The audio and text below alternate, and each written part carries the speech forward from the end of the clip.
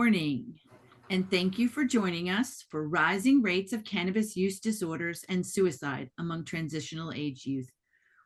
Today we have Dr. Leah Floyd with us. My name is Elaine Densley, and I serve as the Administrative and Program Manager for the Virginia Tech Richmond Center. We are providing the virtual conference management and technical support for today's meeting. This is a Zoom meeting, so we encourage you to leave your camera on, but be sure to remain muted. We do invite you to interact with fellow participants and the speakers utilizing the chat. Please add your questions to the chat, and Dr. Floyd will be answering them at the end of each section. So during today's session, if you have any technical issues, please just send me a private message in the chat. If you're confused and you can't remember my name, just look for the VT, which stands for Virginia Tech. We have a busy day today, so feel free to get up and stretch as needed. We will have a 15-minute break approximately halfway through. Please be sure to get your credit for attending today by renaming yourself so that your first and last name appear in your little tiny Zoom box.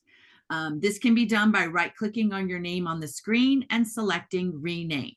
If you need any help with that, once again, just shoot me a private message. Thanks again for joining us. And now I would like to introduce Janet Imobisa with Child and Family Services at the Department of Behavioral Health and Developmental Services. Good morning. Thank you so much, Elaine, for the introduction. I am Janet Imobisa, and I'm the training coordinator for the Office of Child and Family Services.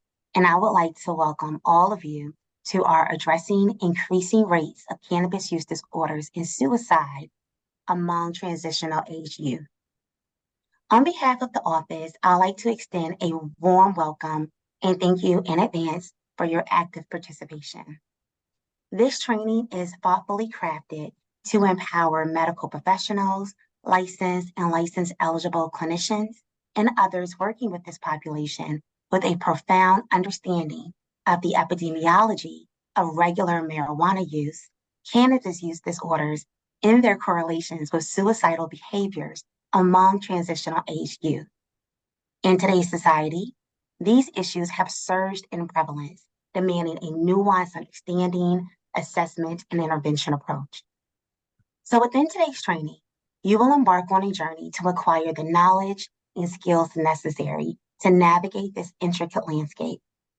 As such, our goal is to enhance your ability to support and treat young individuals effectively, armed with insights that can make a meaningful and lasting impact.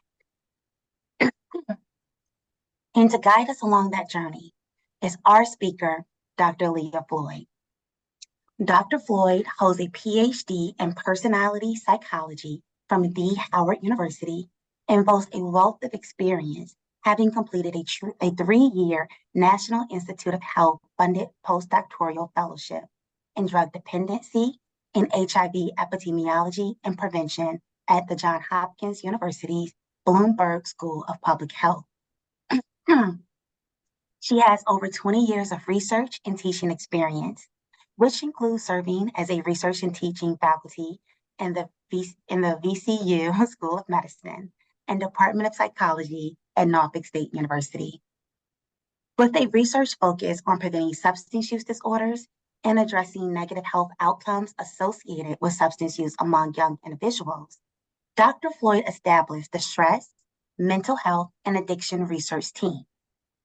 The goal of this initiative is to prevent substance use disorders and improve mental health in transitional age youth. Subsequently, in 2022, Dr. Floyd expanded her work by founding Spruce and Holly Consulting, a minority-owned research, implementation, and evaluation organization dedicated to developing and evaluating mental health and substance use interventions, while also informing and shaping the cultivation of public health policy. Bringing over 2 decades of combined experience in education in the sectors of research and teaching, Dr. Leah Floyd is a beacon of knowledge and expertise, and I endeavor to enhance understanding and intervention regarding cannabis use disorders and suicide prevention among transitional age youth throughout the Commonwealth. So together, let us warmly welcome Dr. Floyd as our guide through this imperative and timely training initiative. Dr. Floyd, I yield the floor to you. Well, thank you, and good morning, everyone. I am going to begin. Can everyone hear me okay? You are loud and clear. Okay, great. So good morning, everyone. I am Leah Floyd, and today we're going to spend the next 3 hours learning a little about the relationship between cannabis use and suicide. And um, at the end of this session today, I hope that you will be more knowledgeable about current trends in marijuana use and cannabis use disorders, as well as trends in suicidal behavior. Second, the goal is to increase your understanding related to the racial and ethnic differences in marijuana use and suicidal behavior. Thirdly, we hope that you better understand the Marijuana Use Suicide Association. And finally, our goal is to ensure that you are a little more familiar with brief assessments and effective interventions. Before I begin, I want to share with you how I came to be interested in this particular topic. As you've heard, I have over 25 years of experience in research and teaching. I have studied substance use prevention extensively. I've also spent a lot of time in the classroom. So a combination of personal as well as professional experiences led me to explore this topic, the relationship between cannabis use and suicide. And so I was in the classroom as a professor for the last 13 years. And it was around 2017, 2018 that I started to realize or recognize that marijuana use may be becoming problematic for college students, right? We expect that college students are focused. Yes, they party a little bit, but we do not expect for them to really come to class high. But as a professor, I started to realize many of my students were coming to class smelling like marijuana. Many of them seemed to be under the influence of marijuana. And this disturbing trend has continued. And because of this, I became very concerned and wanted to learn more about marijuana. And then in 2020, I was invited by colleagues from Johns Hopkins University and NYU to work on a grant to look at the relationship between substance use and suicidal behavior. So I jumped at that opportunity. And from that, my research program around marijuana use and suicidal behaviors among transitional adolescents or youth emerged. So I'm very much committed to understanding this relationship in hopes of both influencing policy as well as influencing the design of more effective interventions. So that's just a little bit of a background about how I came to become quote unquote an expert in this particular area. So let's begin. I want to start by first introducing some terms that you will hear throughout this presentation or this training. Transitional age youth. Most of you know this, but just a reminder that transitional age youth are persons who are between the ages of 15 and 24. You will hear me refer to adolescents, and these are individuals between 13 and 19 years of age. You will hear the term emerging adults. These are persons 18 to 25 years of age. And then finally, young adults are individuals who are between the ages of 18 and 30. So Dr. when I Floyd. talk about adolescents and emerging adults, these can really be lumped together and are really considered transitional aged youth. Did I have a question? Yes, Dr. Floyd. I do not know if you wish for us to see your slides, but we do not. You do not see this slide. Correct. Okay. Do you see the next slide? No, so you, I believe, are not sharing your anything. Well, let me stop. I apologize. I thought maybe you were just using your slides as notes, and I said, oh, okay, that's different. No, I thought I was sharing. Okay, so go ahead. Just click the green share screen. Let Then me go back choose the screen that and has your slides. go to share. And I apologize.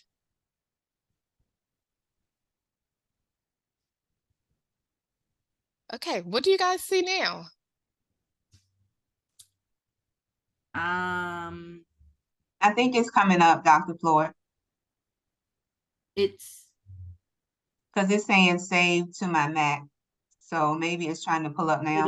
maybe it's trying to load. Okay. So give it a second.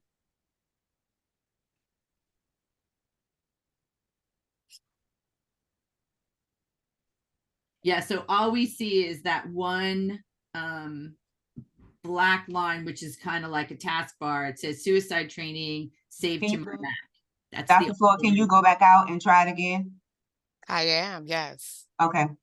You read my mind. It's technology. It doesn't always do as it should. Okay, let's try this again.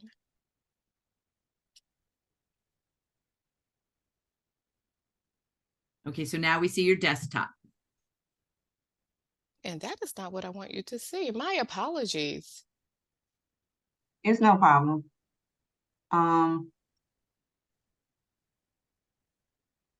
Okay. There you We go. see it. Okay, can you guys see that now? Yes. And this is a perfect Okay. opportunity for me to let everybody know that Dr. Floyd will be sharing a copy of her PowerPoint slides after the event. Okay, so I'm going to assume that you guys have not seen anything. So again, these are the learning outcomes, which will be included in that handout that will be shared at the end. And then here are the terms that I briefly defined for you. So let's jump into the presentation. So we will begin by first talking about the epidemiology of cannabis/marijuana use.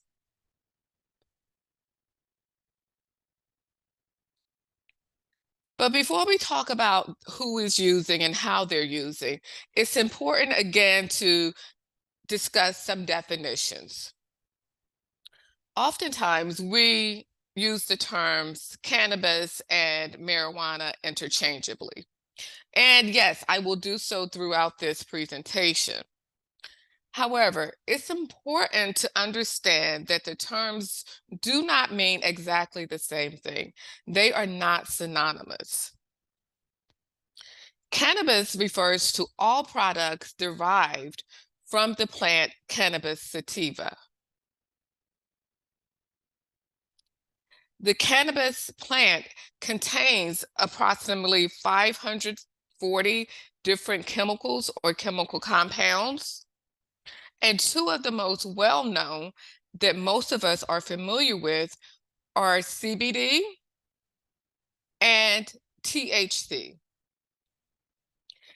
THC is the psychoactive ingredient in cannabis that is responsible for giving us that feeling of euphoria, feelings of relaxation, that high, right? CBD is not psychoactive. So if you are consuming a product that has only CBD or very limited THC, you will not experience these feelings of euphoria or the high that is experienced when you consume products with substantial amounts of THC. So marijuana is the part of the cannabis plant that contains substantial amounts of THC. When we look at the cannabis plant, we find that the cannabis plant contains a varying amount of THC or CBD. Some contain a very little amount of THC, while others contain high levels of THC.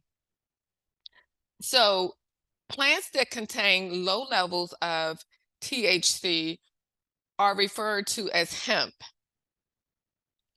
whereas plants are that part of the plant that contains very high levels of THC are referred to as marijuana.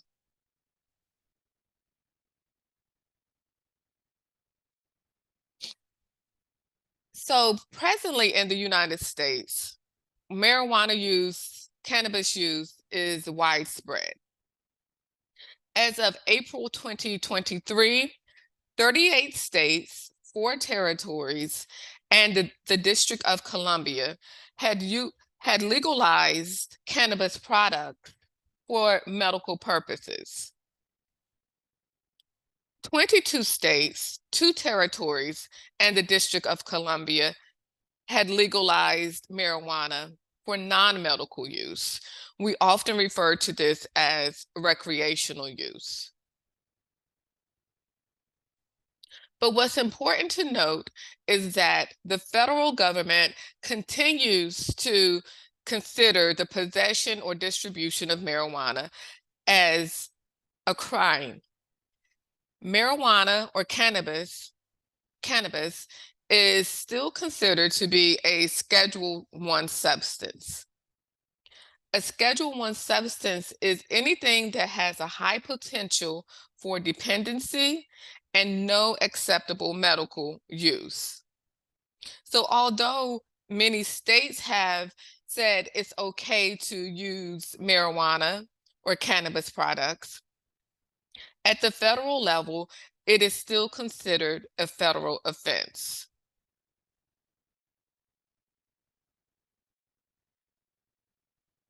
So we know the states have legalized marijuana or cannabis products, states including the state of Virginia. However, as I noted previously, there is no approved medical use for the cannabis plant. The FDA has not approved the cannabis plant for any medical use. But the FDA has approved several drugs that contain individual cannabinoids. Okay, so what does this mean? This essentially means that pharmaceutical companies have identified certain components or chemical compounds in the cannabis plant that may be helpful for very specific medical conditions. Medical conditions including things such as very rare seizures that is associated with rare forms of epilepsy, medicines to treat nausea associated with chemotherapy, as well as medicines to treat loss of appetite and weight loss associated with HIV/AIDS. So again, the cannabis plant itself is not legal and has not been approved for medical use, but certain compounds extracted from the cannabis plant is now included in medications that are used to treat very specific conditions. So given that there is increased acceptance of cannabis use, we know that cannabis use is widespread, right? Everyone from various walks of life are using cannabis. They're using cannabis in various forms.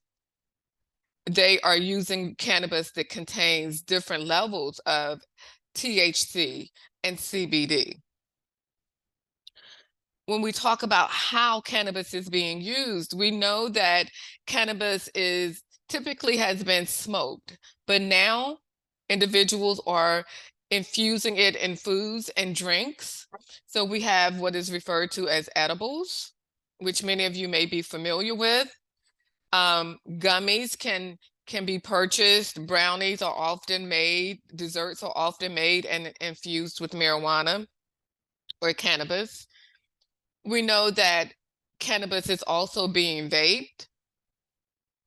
We know that cannabis is also being distributed in a variety of different places, including state-regulated dispensaries. Cannabis can also be purchased over the internet. You can actually go online and order gummies or products containing various levels of THC. Cannabis or marijuana is still being distributed in the underground market by, drug dealers, for lack of a better word. These are individuals who do not have a license to distribute, but they're still engaged in providing marijuana to individuals, which would be probably, which is illegal, because typically in states where the distribution of cannabis is legal, it requires a license. So again, there are very different ways in which people are consuming cannabis. Cannabis varies in the levels of THC and CBD. And we know that people from all walks of life are consuming cannabis. It has grown in popularity as the dangers associated with cannabis, or the perceived dangers associated with cannabis use, has decreased. If I were to ask you the question, how many of you use cannabis in some form or fashion, whether it's a gummy, whether it's smoking a joint or a blunt, I would bet that approximately 75% of the people in this group would probably say they have used cannabis in the past year. But I won't ask that question, right? And if you have not used cannabis, I'm sure that 100% of us know someone who has, given the social acceptability of this drug. But what are we using? And I asked this question, what are we using? Because as I indicated, the levels of THC and CBD vary. There are many different strains of marijuana. And I should also note that the prices vary. So you can use something that may be as cheap as $10, or you can use something that may cost as much as $100, right? It just depends on the level of THC and the quality, as I'm told by my research participants. So this slide, I want to take a little bit of time and allow you to look at for a couple of seconds before I jump into explaining it.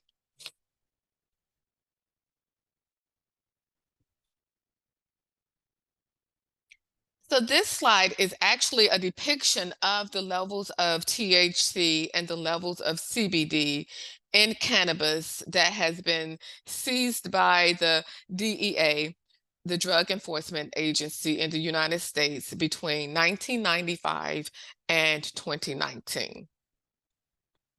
And what we see, if I can call your attention to the red line, is that since 1995, the levels of THC in cannabis have increased steadily and significantly.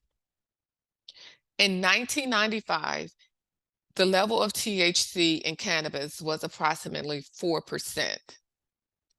In 2019, it had jumped to 14%. Some data indicates that THC levels are as high as 25 to between 25 and 30%. As you recall, THC is that psychoactive ingredient that is responsible for the high. If you look at the blue line demonstrates how levels of CBD have changed in the last 20 or so years. Since 2005, 2006, the levels of CBD have decreased significantly, while we know the levels of THC have increased. So what does this mean? This means that our children, our youth, are consuming cannabis with very high levels of the psychoactive ingredient THC and very low levels of CBD. This has implications for addiction, which we will talk about.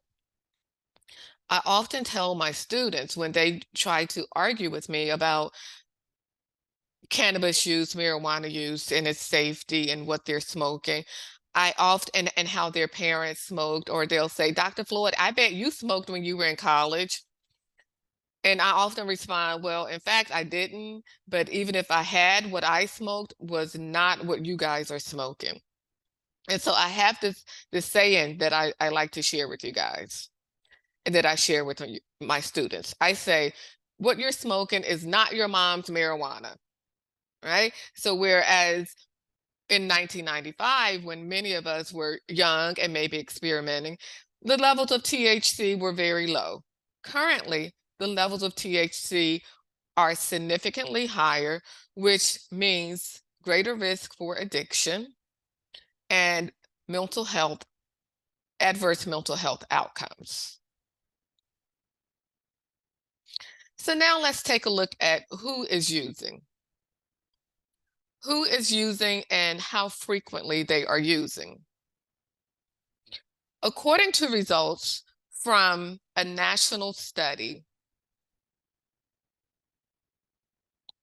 we know that, and this is actually data from Monitoring the Future, and this data is collected throughout the United States, and it's collected on young people as well as adults. So what we know from recent results from Monitoring the Future is that the marijuana use, past 30-day marijuana use rates range from 12% to about 33% among 8th, 10th, and 12th graders, with 12th grade students having the highest rates of past 30-day use. If we look at daily marijuana use, we see that daily marijuana use among individuals between, I'm sorry, guys, let me go back. We know that among 8th, 10th, and 12th grade users, the rate is 12.3, whereas among persons 23 to 24, those at the higher end of the transitional age period, the rate is 33%. If we look at daily use, we see similar trends with rates of daily use being lowest among high school students and highest among individuals 23 to 24 years of age. What's very concerning is that approximately 14% of 23 to 24-year-olds are using marijuana every day. 5% of 19 to 22-year-olds. These are our college students. And 3% of our high school students are using or consuming cannabis every day.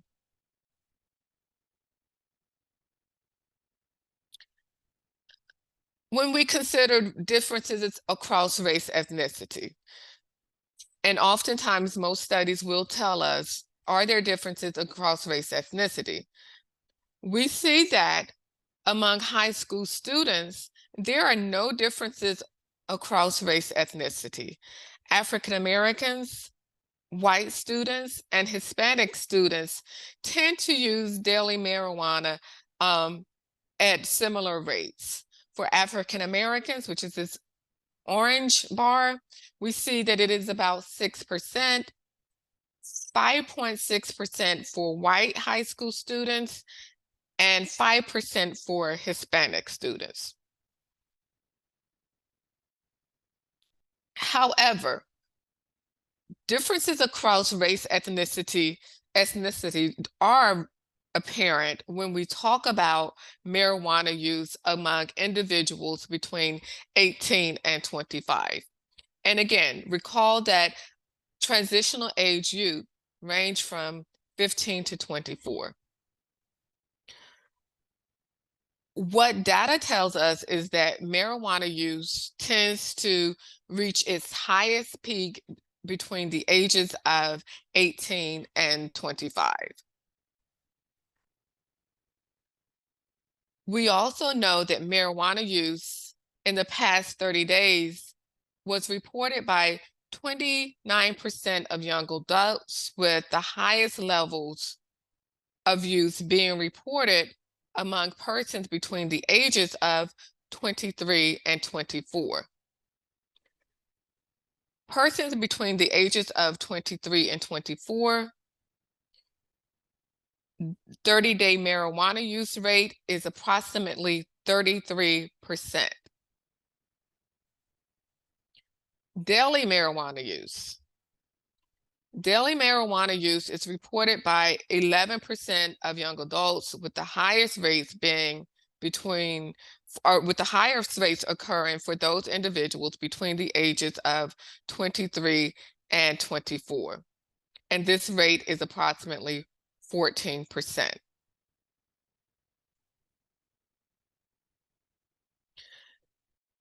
Similarly, marijuana use disorders are highest for individuals between the ages of 18 and 25 at 14.4%. So whereas all adults or individuals between all individuals 12 years of age and older, the rate is about 6%. For persons 18 to 25, the rate is 14%. So again, 18 to 25 seems to be the period during which marijuana use peaks, and we began to see differences across race, ethnicity. So differences across race and ethnicity have historically really not differed, or when they differed, it was that white adolescents were using marijuana at higher rates than African American students. But recently, this trend has changed. And what we're now seeing is that marijuana use is higher among African American 8th grade students compared to their white counterparts. Among persons 18 to 25 years of age, African Americans have higher odds of weekly and monthly marijuana use. And African Americans are more likely than whites, Hispanic, and Asians to be diagnosed with a cannabis use disorder.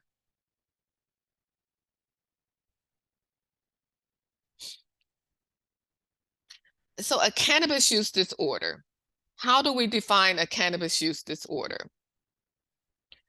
A cannabis use disorder is basically a diagnosis that is made using the DSM-5. The DSM-5 is the Bible for clinicians, for psychiatrists, clinical psychologists, those who are in the business of diagnosing psychological and emotional disorders. So cannabis use disorders, according to the DSM-5, the criteria for a cannabis use disorder is as follows.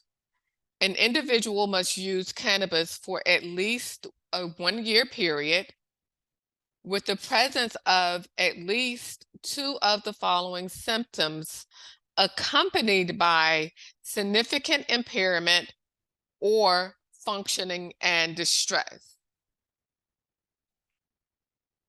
So some of these criteria include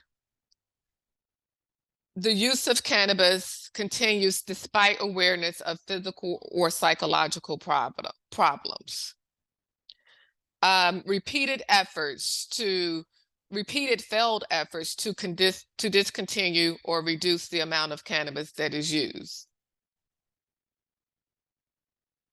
Cannabis use in the context of potentially dangerous activities such as operating a vehicle, driving under the influence of cannabis.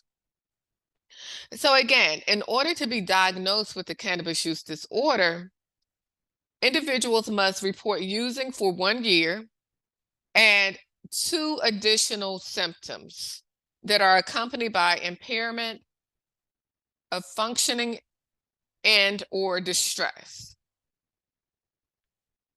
So as a clinician or as a primary care physician, if you're a clinician, a psychiatrist, or a clinical psychologist, you probably would use the DSM-5 to diagnose a cannabis use disorder. But if you're a clinician or someone who has very limited experience in diagnosing, you probably don't have the skills or the time. For example, if you're a primary care physician who is seeing an adolescent and you suspect some issues around marijuana use, you probably won't use the DSM-5 to diagnose, right? It may not be appropriate. It may be too time consuming. In addition, when we talk about using the DSM-5 to diagnose a cannabis use disorder, my concern is that by the time that we want to catch adolescents before they develop a cannabis use disorder. So it is my opinion that, and I'm not a clinician or a psychiatrist, but as an individual who works with youth, an individual who serves youth in various capacities, for individuals who may be primary care physicians or general practitioners, we probably want to use an instrument that is a little less detailed, and we probably want to use something that would at least flag some concerns about marijuana use before our youth actually develop cannabis use disorders. But I thought it was important to just simply share with you how cannabis use disorders are defined by the DSM-5. So if you are not a clinician, a psychiatrist, a clinical psychologist, I want you to think a little bit about what you would consider to be warning signs, what you would consider to be indicators that maybe an intervention is needed, or maybe you need to have a conversation with the youth that you are serving. So what would some of the potential warning signs be? In your opinion, in your experience? And maybe you could just type this in the chat so we can get a sense of what individuals are thinking.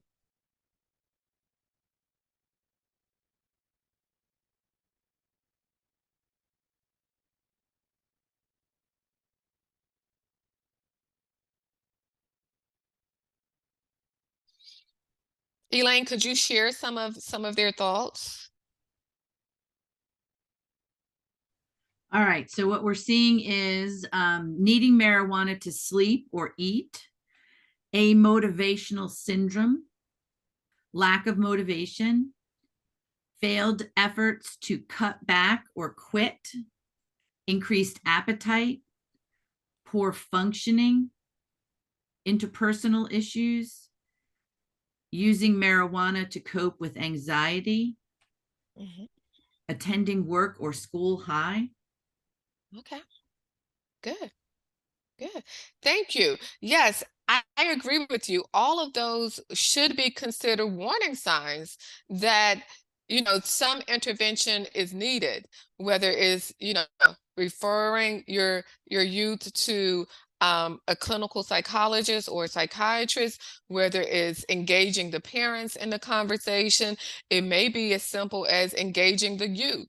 So yeah, changes in mood, appearing to be high, sudden changes in grades, changes in and their friends. Are they no longer engaged in pro-social activities, as well as signs of daily marijuana use, and as many of you mentioned, lack of motivation. So very good. And I argue that while yes, the DSM-5 is important to use for those of us who are trained to use it, if we're not trained to use it, there are signs that we can look for, and act upon once we see these signs, especially for adolescents, because again, we don't want our youth to progress to cannabis use disorders. We want to catch them early. So with that being said, now is the fun part.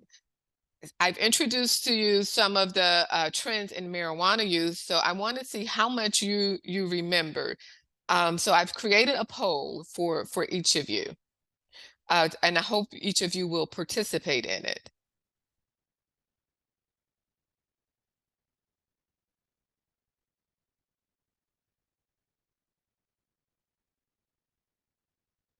So you guys should see a poll on the screen. Go ahead and submit your answers.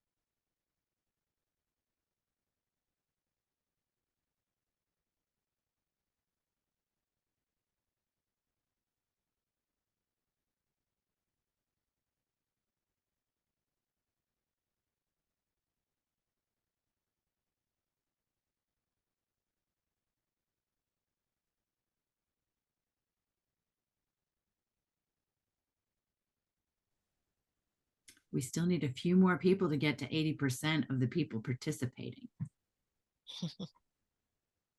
Okay, guys, we're waiting for you.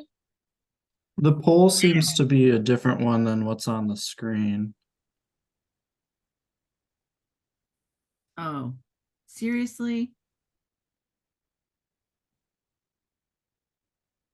Well, thank you for speaking up.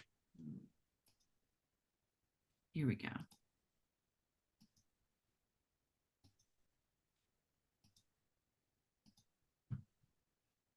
How about that?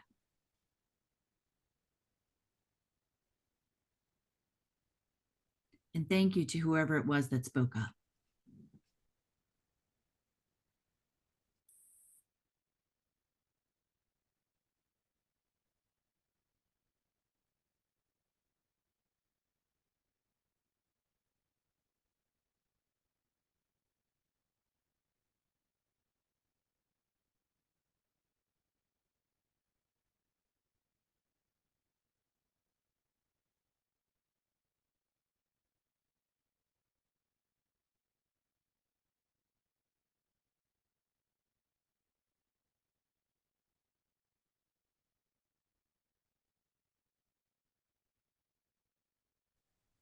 right. You guys didn't think you were just going to sit here and listen, right? We still need 10% more of you to do this. I know this is hard work.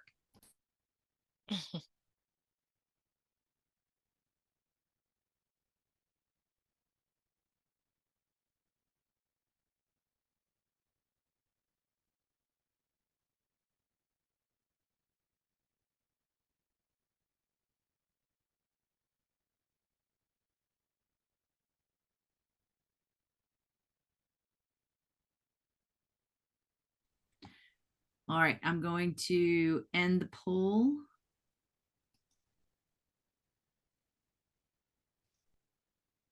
And there are the results. Okay, thank you, Elaine. Persons between the ages of blank have the highest rates of cannabis use disorders. So about 18% said 12 to 17. Approximately 80% said between the ages of 18 and 25, and 2% said between the ages of up to 26 and older. So the correct answer is 18 to 25. Persons between the ages of 18 and 25 have the highest rates of marijuana use disorders. Very good. So the second question, African Americans are more likely than white and Hispanic American than their white and Hispanic American counterparts to be diagnosed with a marijuana use disorder. True or false? The answer is true. 89% of you got that right. Very good. And then number 3, since 1995, the levels of THC in cannabis have increased steadily and significantly. And 80% of you answered that question correctly. THC has increased while levels of CBD have decreased. So thank you for your participation. Are there any questions about the epidemiology of marijuana use?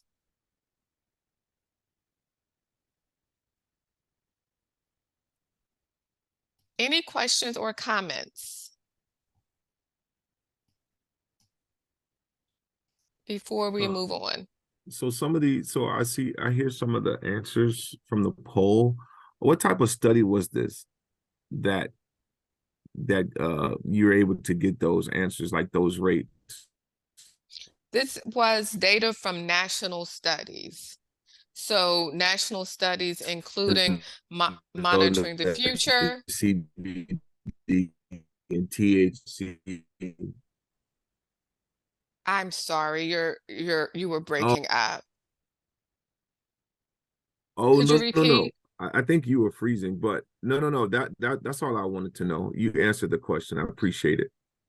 Yeah, so this data is national data from Monitoring the Future, from SAMHSA, also data from government websites, specifically the data regarding the increases and decreases in THC is data that was collected by the federal government, and that particular chart can be found on the National Institute of Drug Abuse website.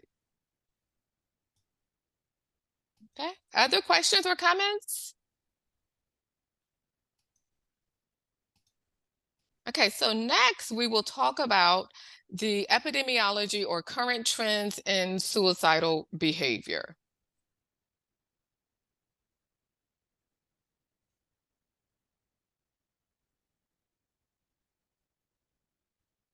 Well, we begin by, again, going over some definitions so that we're all on the same page. So you guys should take a few minutes to just look over or read these definitions.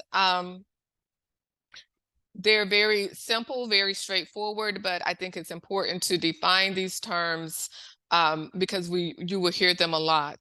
And as we go through the next couple of slides. So obviously suicide is death that is caused by self-directed injuries with the intent to die because of the behavior. We talk about suicide attempts. And this is actually when you engage in a potentially dangerous or injurious behavior with the intent to die, but you do not die. Suicidal ideation is simply thoughts of killing yourself, thoughts of ending your life. And sometimes we include planning under suicidal ideation. And then finally, I'll be using the term suicidal behavior to include all of these things. So I'll use the term suicidal behavior to refer to ideation as well as suicide attempts.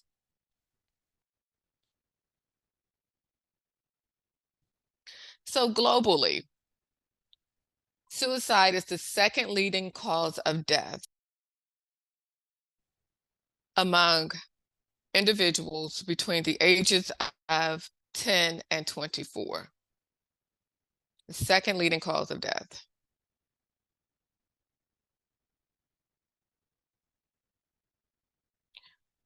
When we talk about suicide,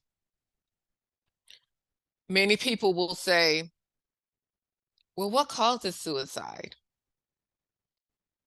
What factors contribute to suicide?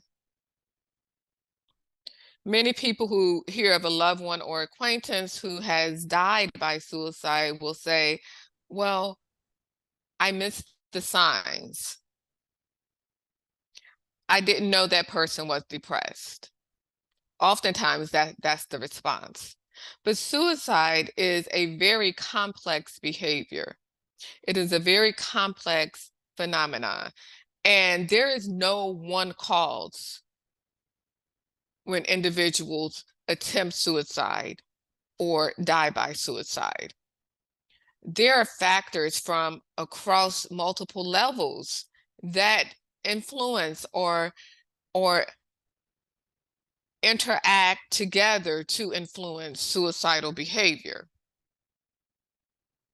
Some of these factors include genetics, right? Currently, there is ongoing research to identify biological or organic factors that contribute to suicidal behavior. And one gene variant has been identified. The FKP5 gene variant has been associated with suicidal behavior, as well as having a family history of suicide. Individuals who engage in suicide in suicidal behavior tend to have a history of someone in their family either attempting or successfully completing suicide. Early life adversity, such as child abuse, has also been associated with suicidal behavior. Individual level factors are associated with suicidal behavior, traits, states, as well as behaviors. So impulsivity, for example, the trait of impulsivity, depressed mood states, impaired problem solving, feelings of hopelessness, as well as substance use.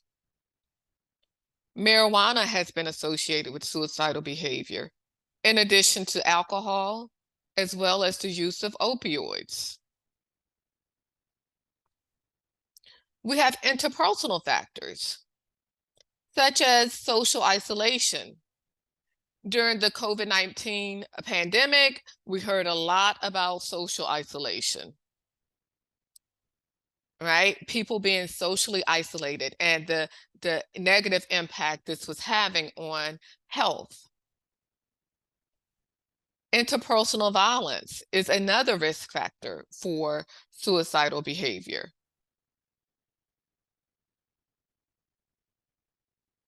There are also contextual factors that we are beginning to recognize as potential risk factors for suicide attempts, thoughts of suicides. And these include things such as social media content, the lack of access to medical care, treatment, psychiatric care, things such as community violence, exposure to community violence. There was a study that was done by one of my colleagues who was at Johns Hopkins, and she found that exposure to community violence significantly increased suicidal behaviors among African American young people. There is an emerging literature on the effects of racism and discrimination on suicidal behavior. Some of the specific examples would be how the current exposure to racially motivated police shootings may impact mental health and suicidal behavior. So again, suicide is a very complex phenomenon, and we cannot or have not been able to narrow down one specific cause.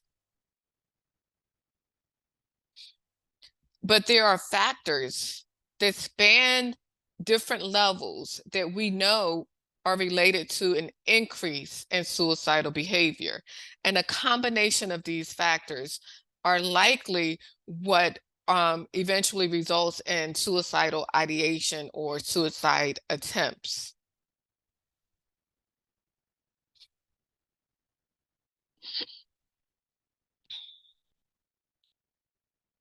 What are the warning signs? Some of the warning signs are more salient than others. So obviously, most of us, if we hear that someone is threatening to hurt or kill themselves, we spring into action. If we know that someone is looking for a way to kill themselves, we spring into action. If someone is talking or writing about death, dying, or suicide, these are clear warning signs that calls for immediate responses, right? But oftentimes people say, well, I missed the signs. I did not know. Because people may not always talk about killing themselves. They may not always feel comfortable enough to discuss their thoughts of suicide. So there are other factors or other potential indicators that we are taking into consideration more. And again, excessive alcohol and drug use is one of these major potential risk factors for suicidal behavior.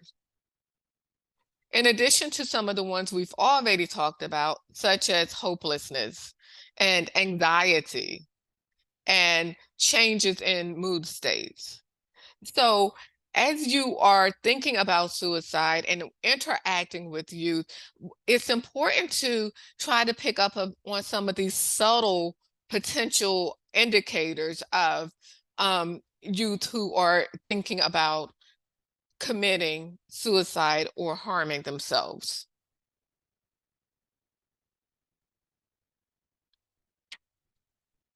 So now I want to share with you some more national data. This slide is actually a slide that I borrowed from SAMHSA, the Substance Abuse and Mental Health Service Administration. And this slide is a slide that demonstrates data that was recently collected on the suicidal behavior of youth between the ages of 12 and 17. Now, currently in the United States, youth between 12 and 17 years of age, approximately 13% report thoughts of suicide. So this data is demonstrated in this first set of bars. when youth between the ages of 12 and 17 across the United States were asked, have you thought about killing yourself, or have you had thoughts of suicide in the past year? Almost 13% indicated yes.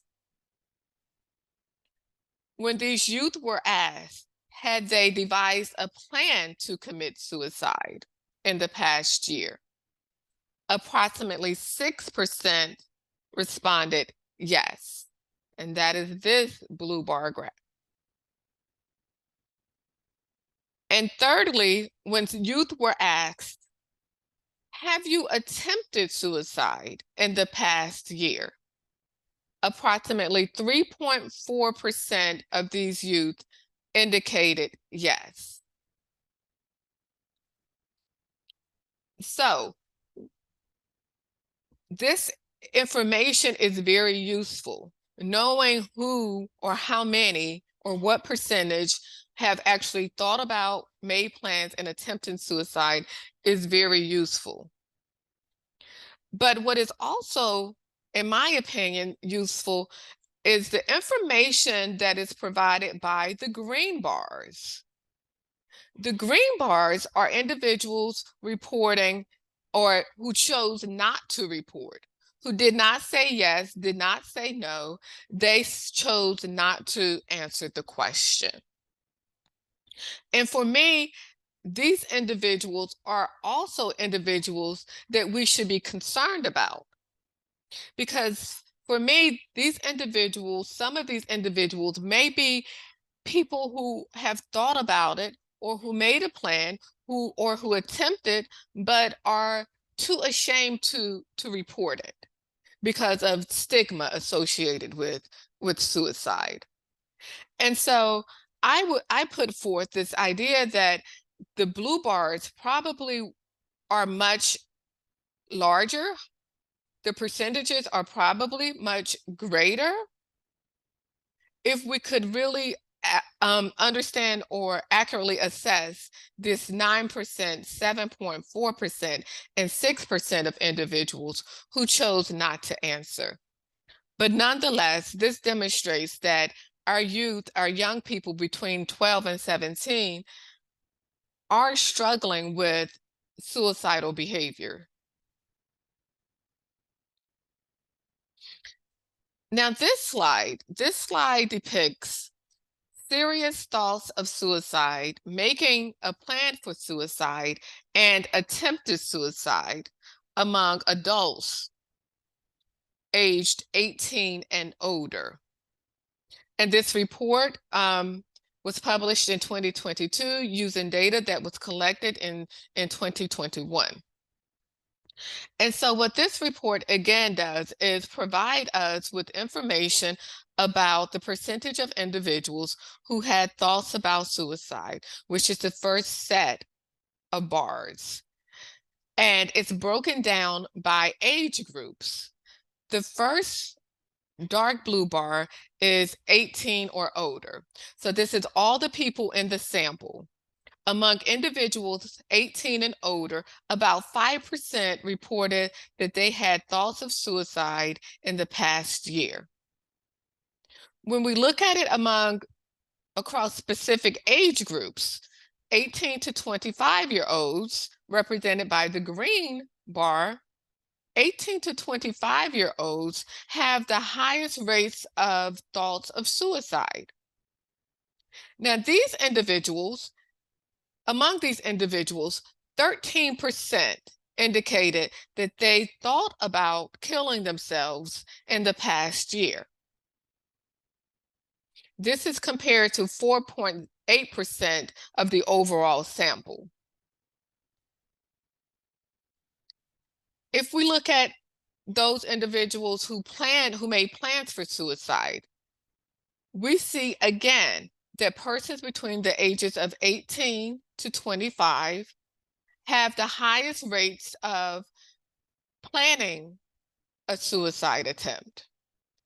5% of these individuals reported that they made a plan to kill themselves in the past year.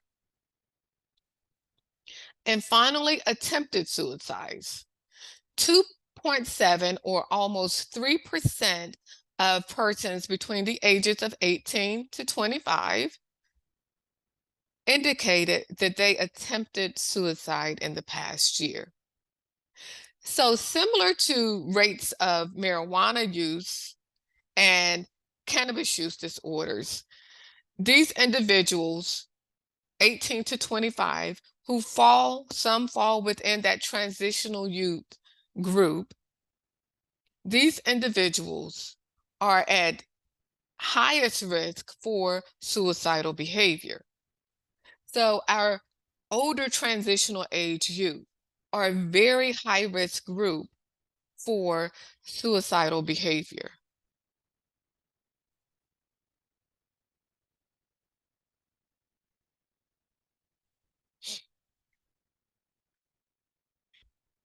Similar to trends in marijuana use and cannabis use disorders, we see that there are also differences in suicidal behaviors and across race ethnicity. Recent national data, again, indicates that rates of suicide have increased among racial ethnic minorities, African Americans, Hispanic youth, both experienced increased rates of suicidal behavior. And let me just pause for a moment to say that I'm presenting data primarily on African American, Hispanic, and white youth. And this is because most studies include these particular groups. But it is important to note that in the United States, Native Americans or American Indians have the highest rates of suicide. But unfortunately, oftentimes studies do not include these individuals, or there's not enough data collected for a variety of reasons to include them in reports. So that's just a sidebar. So again, when I'm talking about racial ethnic minorities in this particular presentation, I'm primarily focusing on the three that are commonly reported on, and which include African Americans, Hispanic Americans, and European or white Americans. So again, we have seen increases in suicidal behavior across racial ethnic groups. But what is interesting is that for the most part, among white youth, adolescents, transitional age youth, the rates of suicidal behavior have remained stable. And in some cases, we've seen some slight decreases. But first, I want to talk to you a little bit about a report that was commissioned by the Congressional Black Caucus. And essentially, this group commissioned researchers from various universities to conduct a study to collect information on suicide among African American youth. And one of the major findings from this study was that between 2013 and 2019, the rate of suicide, the suicide rate among Black persons 15 to 24 years of age, that is transitional age youth, rose by 47% for males and 59% for females. In a more recent study that can be found on CDC's website, it was reported that during 2018 and 2020, between 2018 and 2021, the suicide rates among Black persons between 10 and 24 years of age increased from 8.2 to 11.2%. This was a 36.6% increase. So we are seeing disturbing trends in suicidal behavior among ethnic minority youth, and particularly among African American youth, that is causing researchers and clinicians to sound the alarm.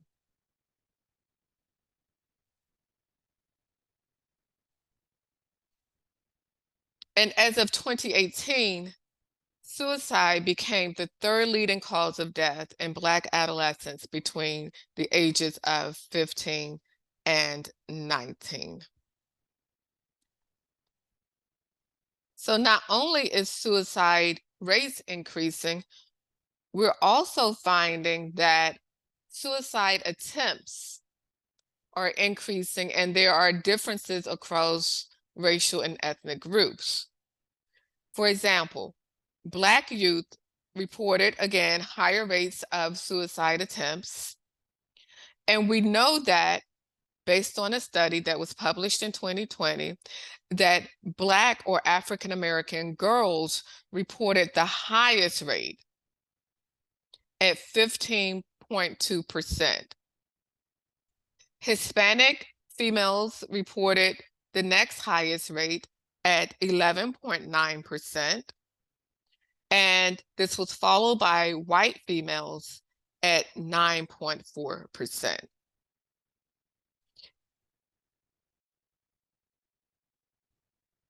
Questions or comments before we jump into our next quiz to see if you guys were paying attention? You did Do we have sorry, Dr. Floyd, you did have a question about what is the number one leading cause of death for the age group? You were talking earlier about what was number two, but what's number one? unintentional accidents? Accidents.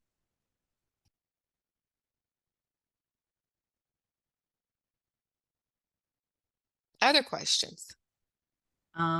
We have a historically AA have had lower rates of cannabis use and suicide compared to whites. What do you think accounts for this unfortunate increase among Blacks?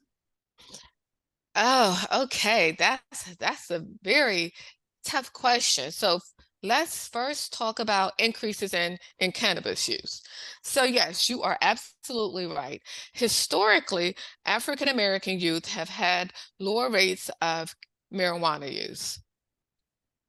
This started to change in probably around, I think when I first noticed the change, it was probably around 2015, 2016, that we started to see the gap becoming smaller.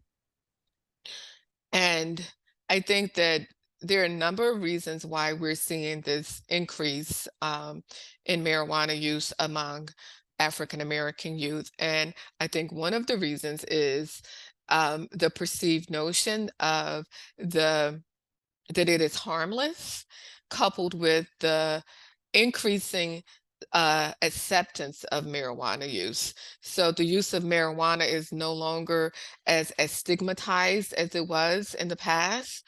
And I think that is definitely influencing marijuana use behaviors of African American youth. And again, this idea that marijuana use is harmless. So in my research, when I talk to African American youth, they report it's harmless. It's not as bad as marijuana. I mean, as alcohol. They report also that it helps them to relax. It takes away the stress. So to answer your question, I think that there are multiple factors, including the perceived harmlessness of the drug, the social acceptability, increased social acceptability of the drug.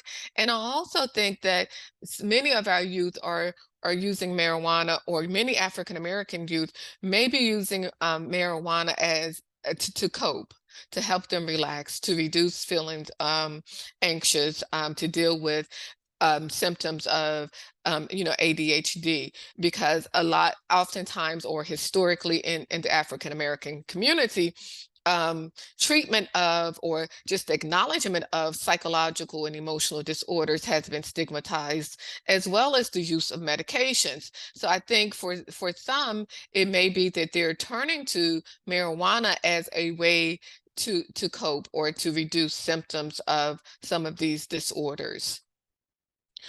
As it relates to suicide, why are rates increasing among African American youth in particular?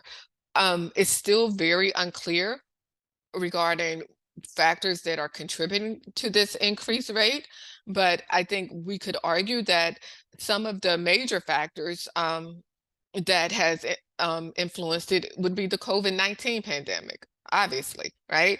We know that every racial ethnic groups experienced increases, including African American youth.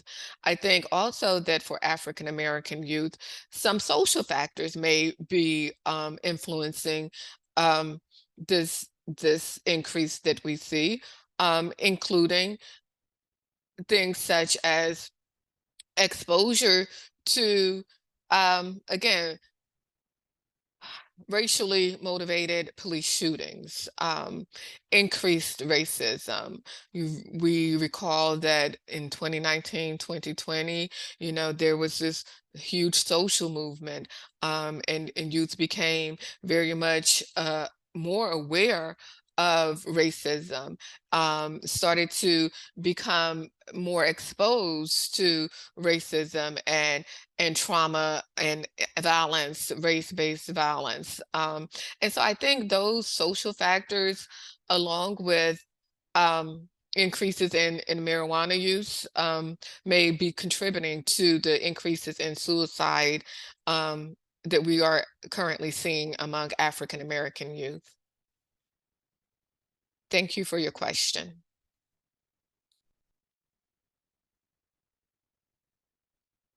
Any other questions? Okay, back to you, Elaine. Now for the quiz.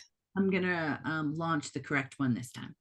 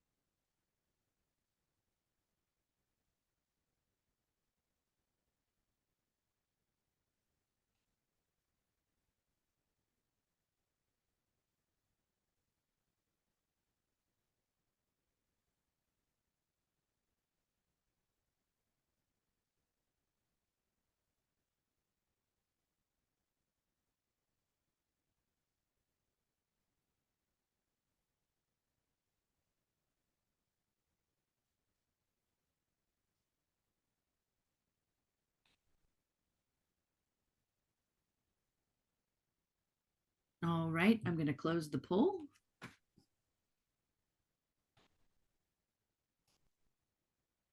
And share the results. Okay, thank you. So what do we have here? We have a response rate of about 84%. Awesome.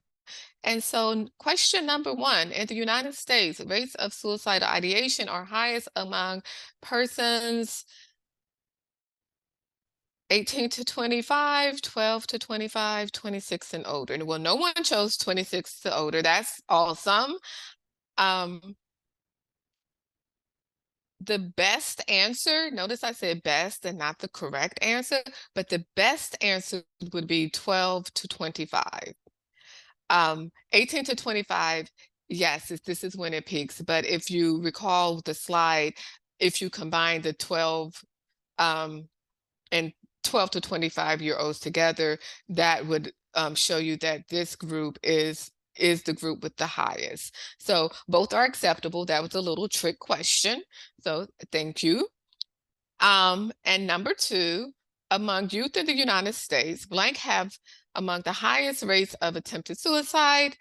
And the correct answer, which 63% of you chose, are Black females. 33% said white males, which is actually incorrect. But what is correct is that Black males have the highest rate of suicide, death by suicide. And then number 3, globally, suicide that is absolutely right. 91% said the second leading cause of death among adolescents. So very good, and thank you for participating.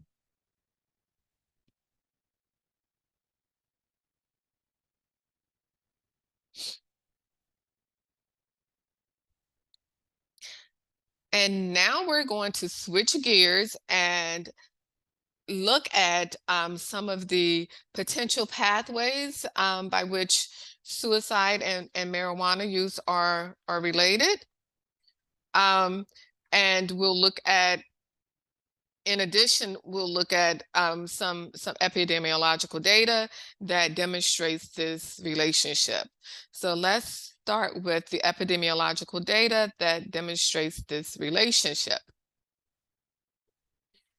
So this slide is the results from a study that was published in 2023 in the Journal of Frontiers in Psychiatry.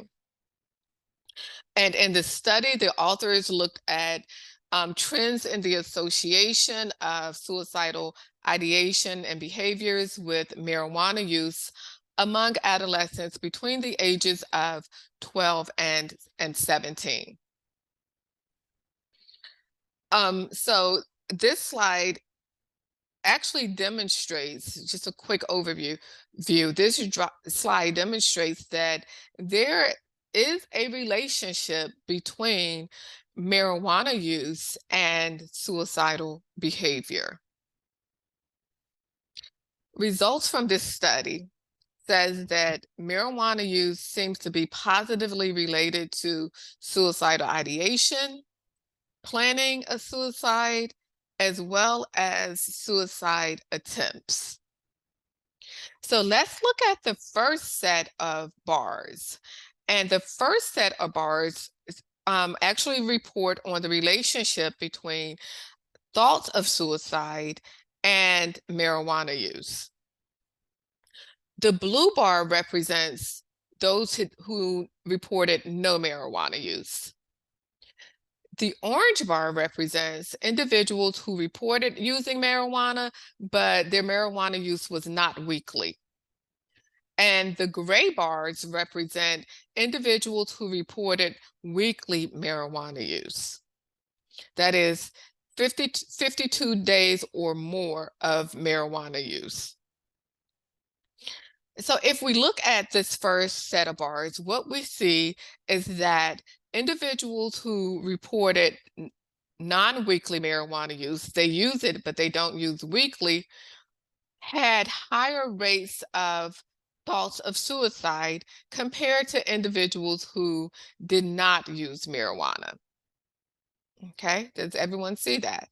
So the blue bar is those who do not, the orange bar is those who report marijuana use, but it's not weekly use. We also see that individuals who report weekly marijuana use have higher rates of suicidal thoughts than individuals who report no marijuana use. So approximately 50% of individuals who report no marijuana use reported thoughts of suicide, compared to approximately 71% of adolescents who reported weekly marijuana use. So again, these percentages are statistically significant in terms of their differences. So if we look at the second set of bars, we are considering planning plans for suicide. And again, we see that individuals who report weekly or non-weekly marijuana, weekly and non-weekly marijuana use were more likely to report thoughts of or plans for suicide compared to individuals who did not use marijuana. So for example, about 40% of individuals who did not use marijuana indicated that they planned a suicide attempt, compared to approximately 61% of youth who reported using marijuana weekly. The last set of bars indicate suicide attempts. And we see that 30% of individuals who did not use marijuana indicated that they had attempted suicide, compared to approximately 50% of youth who reported weekly marijuana use, and 41% of youth who reported non-weekly use of marijuana. So again, this slide demonstrates that individuals who use marijuana tend to report higher rates of thoughts of suicide, plans for suicide, as well as suicide attempts. And this is a sample of adolescents between the ages of 12 and 17 who were from throughout the United States.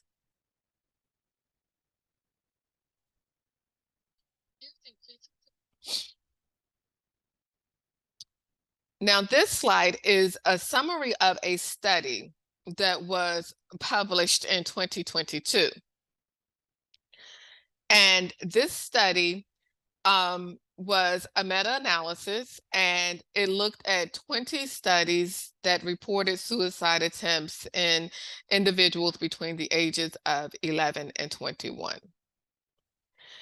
And what they found was, when they considered the results from all of these 20 studies, they combined the results together, and what they found was that cannabis smokers were about 2 times as likely to have suicidal thoughts.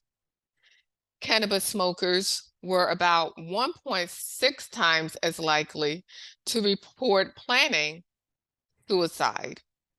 And cannabis smokers were about 2 times as likely to attempt suicide.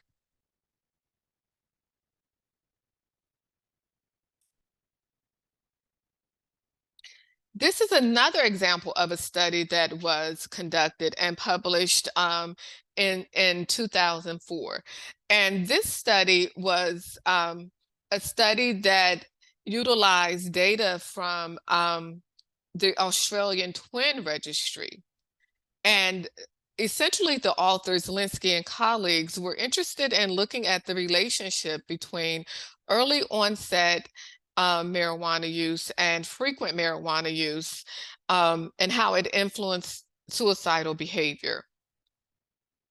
So in this study, Linsky and colleagues found that the lifetime prevalence of suicidal ideation for those who use marijuana before the age of 17, which we consider to be early onset marijuana use, was 42%, compared to 31% for co-twins who had not initiated marijuana before the age of 17.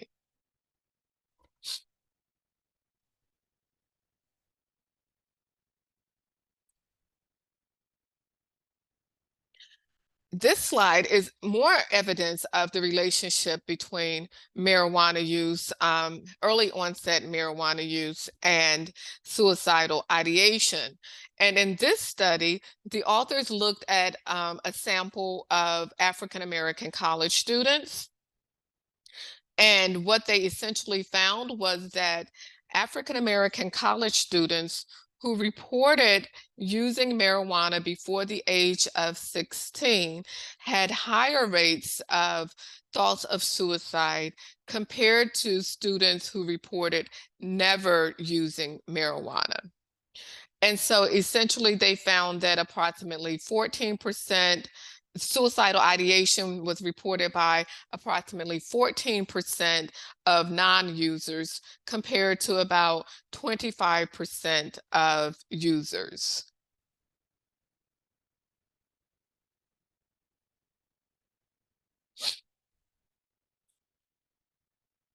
And while there are very few studies or limited information on racial and ethnic differences in the relationship between suicide and marijuana use, there has been a few studies that try to consider whether or not the strength of the relationship between marijuana use and suicidal behavior differed across racial and ethnic groups. And one of these studies is a study that appeared in the Journal of Addictive Behaviors in 2021. And what the authors found was that African American adults reported higher odds of co-occurring suicidal ideation and cannabis use disorders compared to white adults. They also found that African American adults reported higher odds of co-occurring cannabis use disorder and suicide attempts compared to white adults. And so what this study suggests is that for African Americans, the relationship between marijuana or cannabis use and suicidal behavior may be stronger. The relationship between marijuana use and suicidal behavior may be stronger in African Americans compared to white Americans. Okay? Is that clear? Okay. So, to summarize, when we examine the relationship between marijuana use and suicidal behavior, what we're finding is that there is sufficient evidence to suggest that marijuana use is related to suicidal behavior. That is suicide attempts, suicide thoughts, as well as planning suicides.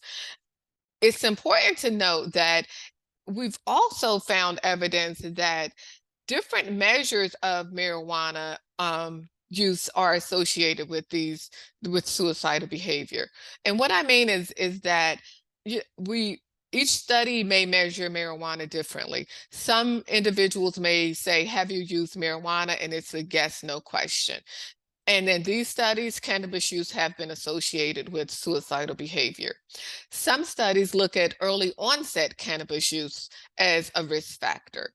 And these studies have also provided evidence of an association.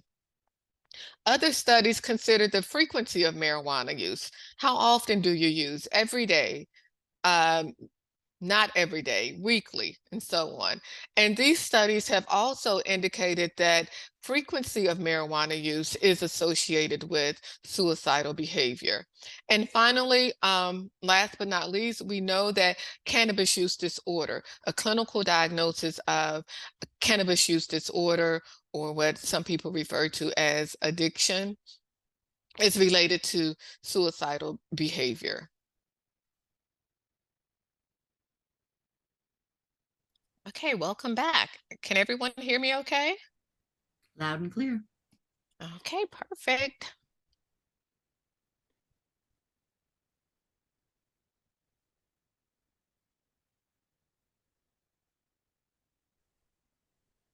We can't see you, but we can hear you. Yes, thank you.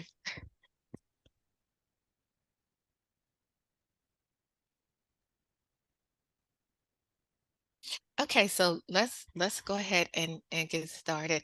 And I do realize that you guys cannot see me, but don't panic. Some of these slides were pre-recorded because I wanted to make sure that all of the details were included. So this was the safest way to do that, because this is a very intense section where we talk about some of the scientific literature and some of the models. So we will begin by looking at some of the potential pathways through which marijuana use is associated with suicidal behavior.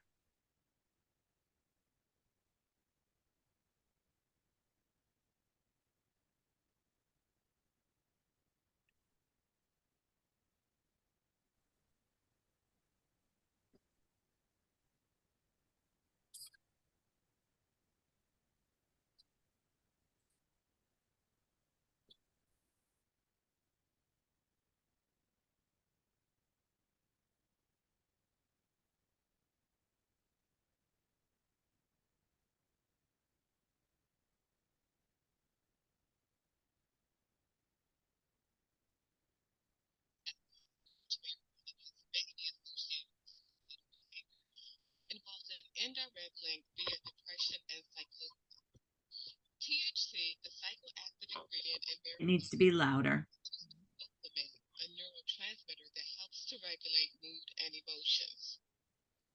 THC stimulates neurons in the reward system to release dopamine at levels higher than typically observed in response to natural rewarding stimuli. However, whereas acute THC causes increased dopamine release and neuron activity, I long-term can't use hear of it. marijuana is associated with blunting of the dopamine system. Diminished dopaminergic Can everyone hear it? I heard someone say they can't hear it. The volume is very low. The volume is very low. You can barely hear it? Correct. Okay. So I can walk you guys through this slide, not a problem.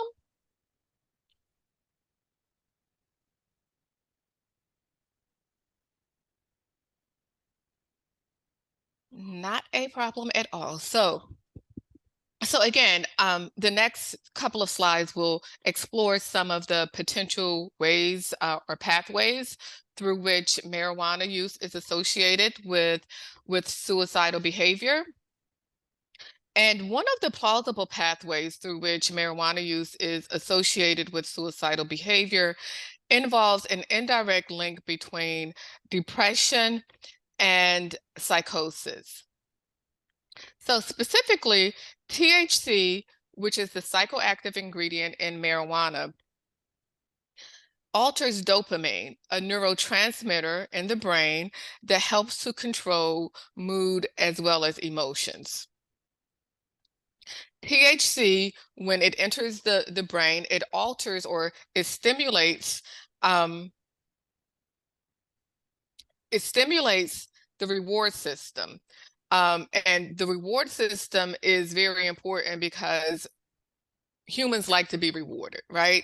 And so we like to feel happy. We like feelings of euphoria. And essentially we live for rewards. So THC stimulates the neurons in the reward system to release dopamine. And it releases dopamine at levels that are higher than the levels that are released from naturally stimulating stimuli. So, for example, a natural stimuli that releases dopamine would be things such as food, chocolate for many of us. But when THC enters and activates the release of dopamine is at much higher levels than that which occurs when it's a natural stimuli. But the problem with THC, well, one of the problems is that this is a short-term effect. But once individuals began to use marijuana or consume THC on a regular basis or long-term use of marijuana, actually blunts the dopamine system.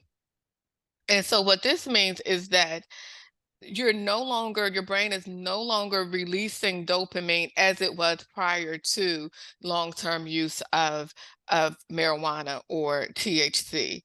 Actually, the levels of dopamine drop. Okay. And so the diminished dopamine, I'm tongue-tied. The diminished dopamine is a major contributing factor to psychosis and depression. And what we know is that psychosis and depression are two of the strongest risk factors for suicidal thoughts and suicide attempts. So again, THC, when used over a long period of time, diminishes dopamine, the release of dopamine. So your brain basically becomes out of whack.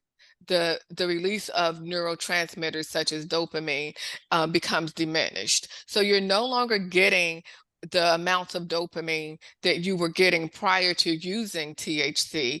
And so you're out of whack, meaning that, you may find it difficult to experience positive emotions and feelings of euphoria, because now your levels of dopamine are much lower. And low levels of dopamine have been associated with psychosis as well as depression. And psychosis and depression, again, are two of the strongest predictors of suicidal behavior. So what the literature tells us is that there is a substantial amount of support that between cannabis use and psychosis. And while many substances are known to induce psychosis, marijuana is emerging as one of the strongest substances with regards to inducing psychosis. We talk about cannabis-induced psychosis in the literature now. And epidemiological evidence supports this association between cannabis use and psychosis outcomes. We also have evidence from experimental studies, from lab studies, and what the data is indicating is that THC can, in the lab, THC has been shown to induce cannabis, to induce psychosis symptoms.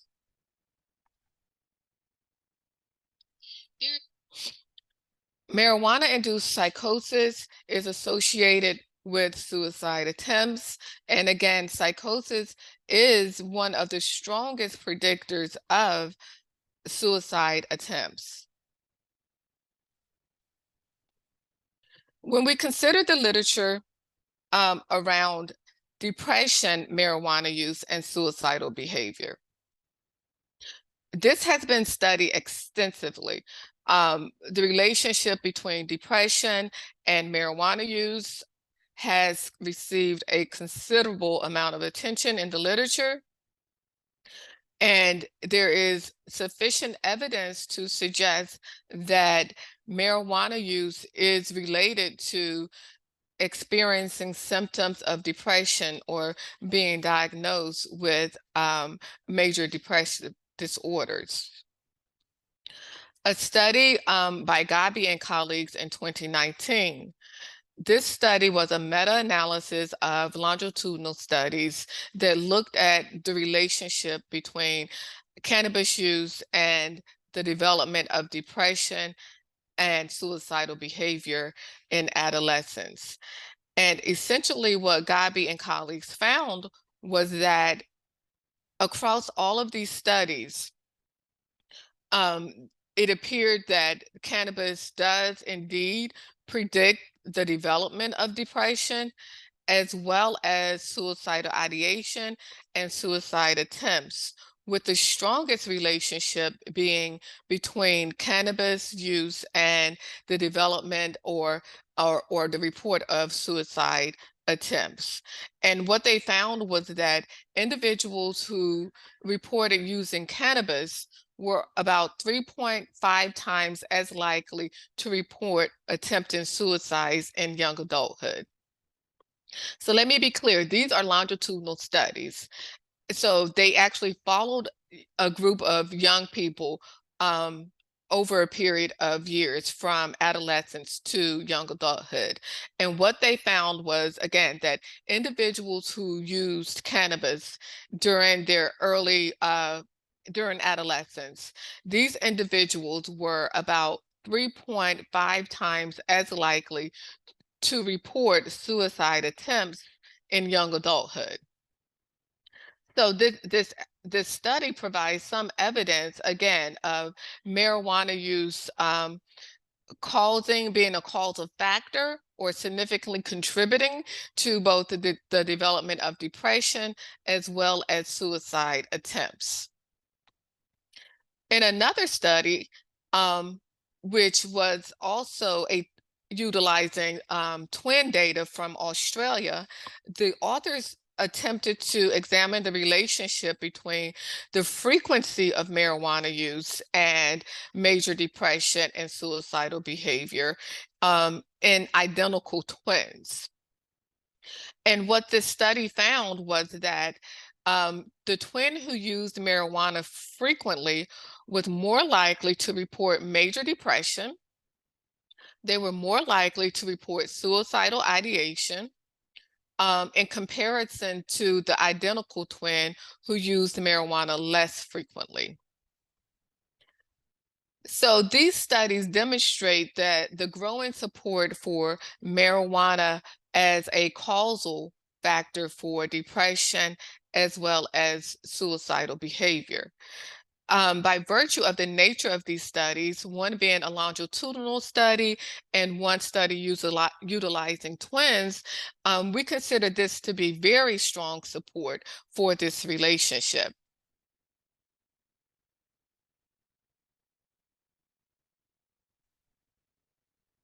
I believe Gabi and colleagues summed it up best in their statement that reads, the high prevalence of adolescents consuming cannabis generates a large number of young people who could develop depression and suicidality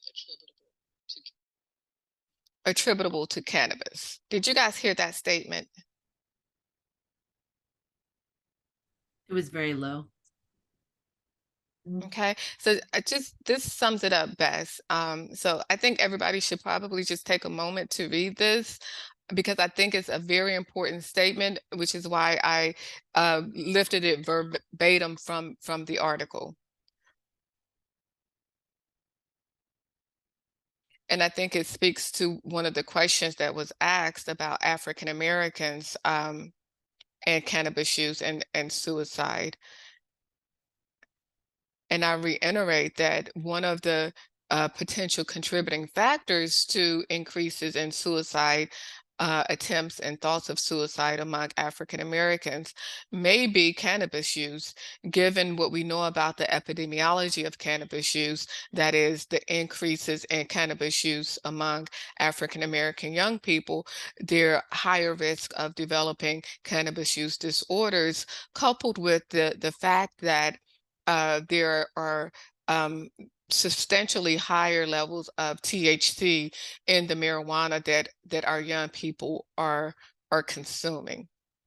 So again, as Gabi and colleagues stated, the high prevalence of adolescents consuming cannabis generates a large number of young people who could develop depression and suicidality attributable to cannabis. Any questions or comments about that?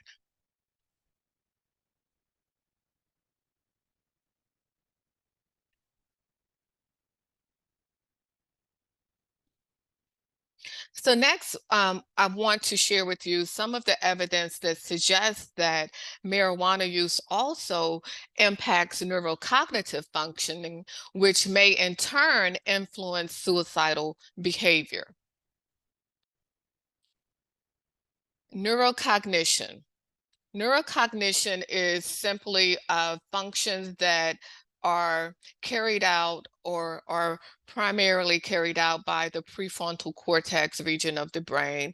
And this is the part of really the part of the brain that makes us human, that separates us from lower level mammals And the prefrontal cortex region, or neurocognitive functions,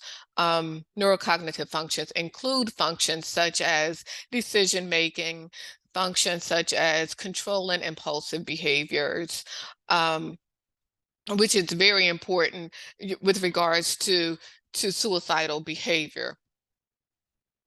So to begin, in addition to psychosis and depression, marijuana use also seems to have detrimental effects on neurocognitive functioning. The effects on neurocognitive functioning are particularly salient during the period of adolescence and emergent adulthood, because we know that these developmental periods are very important periods with regards to neurodevelopment. So during these periods, a significant amount of development continues to occur in the prefrontal cortex region of the brain.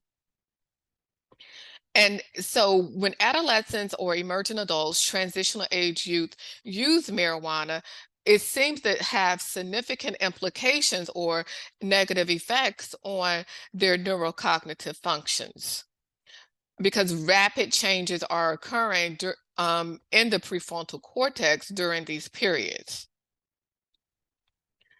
And essentially what research is telling us is that regular marijuana use seems to disrupt the development of the prefrontal regions of the brain that are responsible for controlling impulsivity as well as decision making. Impulsivity and decision making, as well as emotions and moods, are again related to suicidal behavior.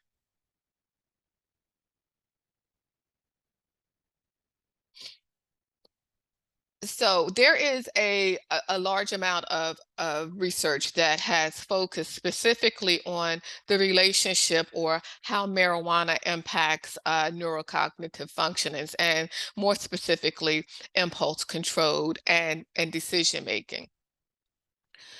Poor impulse control and impaired decision making are negatively impacted by marijuana use. That is, marijuana use reduces impulse control, making individuals more impulsive, making individuals more likely to engage in risk-taking behaviors. Marijuana use also impairs your ability to make decisions. And so with regards to suicide, we know that there is data to suggest that impulsivity is directly related to attempting suicide. Okay, impulsivity, those who display high rates or high levels of impulsivity are tend to be at increased risk to engage in suicide attempts.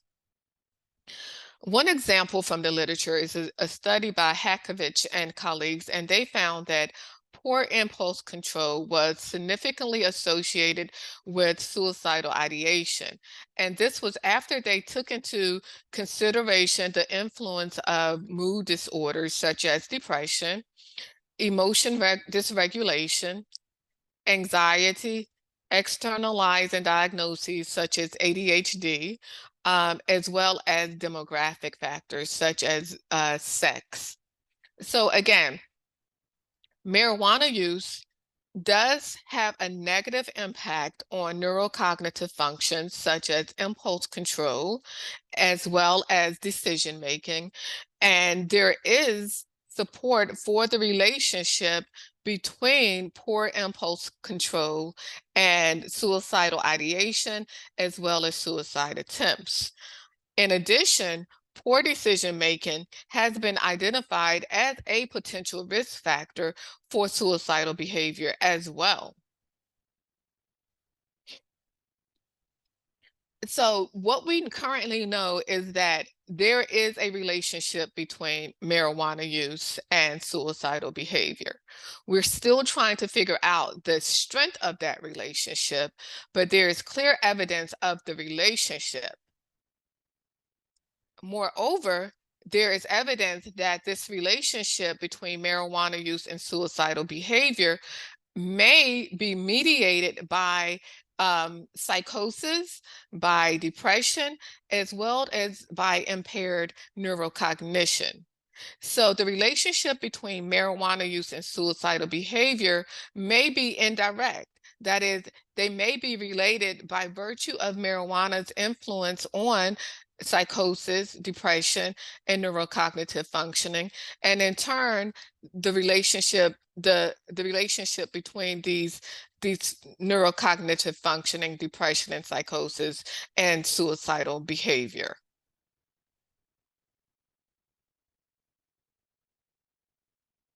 Any questions or comments?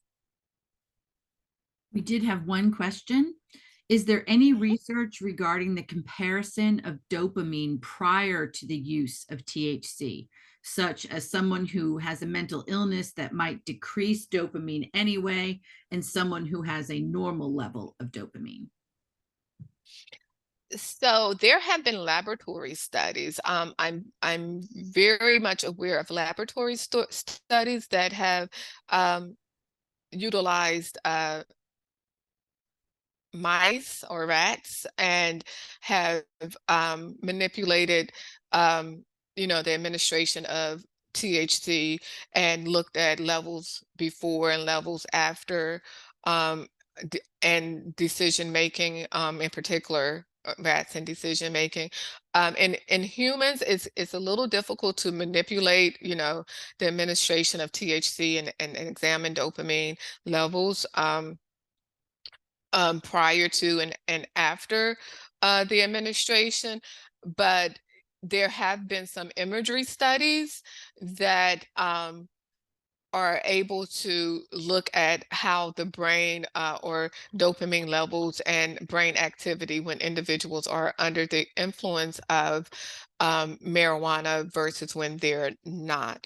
But with regards to looking at the long-term effects, there are very few, if any, I don't know of any studies that have been able to study long-term use of marijuana and how it impacts dopamine production in humans, just for ethical reasons.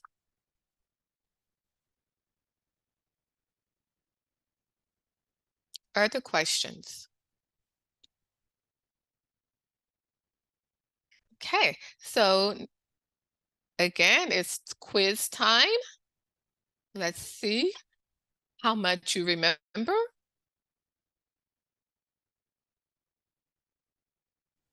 Okay, so I'm going to relaunch the poll that you guys, some of you have already taken, but please re-participate. Oops, sorry.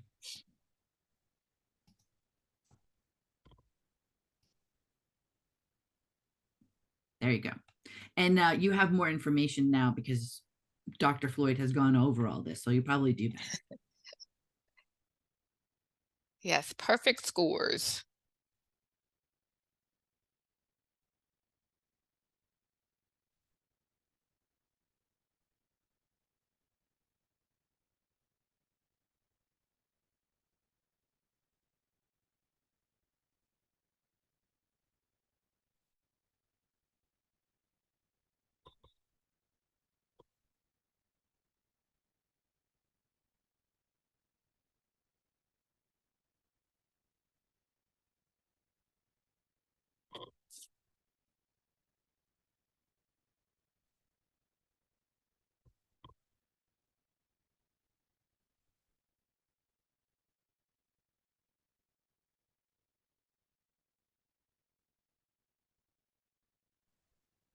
All right, I'm going to end the poll and share the results. Okay, thank you. 88% participation rate, perfect. First question, marijuana use in adolescence has been associated with, the answer is both A and B. It has been associated with impaired neurocognitive functioning as well as mental health outcomes, that being depression. So the second question, the acute effects of THC on the neurotransmitter dopamine differ from the long-term effects of THC on dopamine. And 91% of you answered that correct. Short-term effects, remember, that's where people tend to have the positive effects of dopamine, but once they engage in long-term use, dopamine levels tend to become out of whack, unbalanced, as the amount of dopamine being released is decreased. And thirdly, marijuana use may facilitate the progression from suicidal thoughts to attempts by impairing judgment, distorting perceptions, and increasing impulsivity. And everyone got that one correct. So very good. And thank you for participating.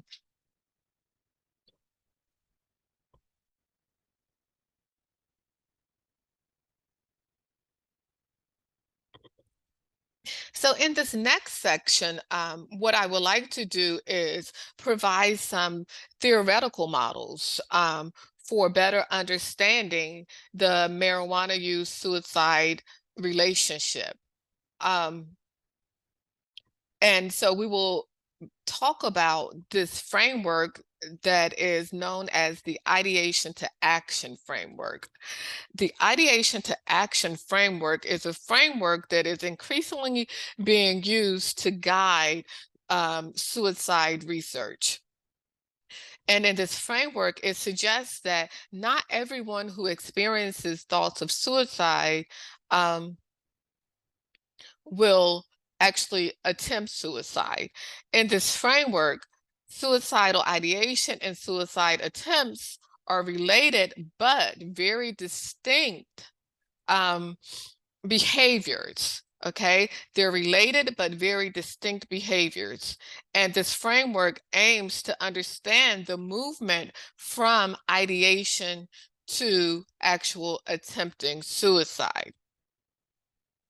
Because again, we know that not everyone who contemplates suicide will actually attempt suicide. If you recall, very early on in this workshop, I emphasized that suicide is a very complex behavior and that there is no one predictor.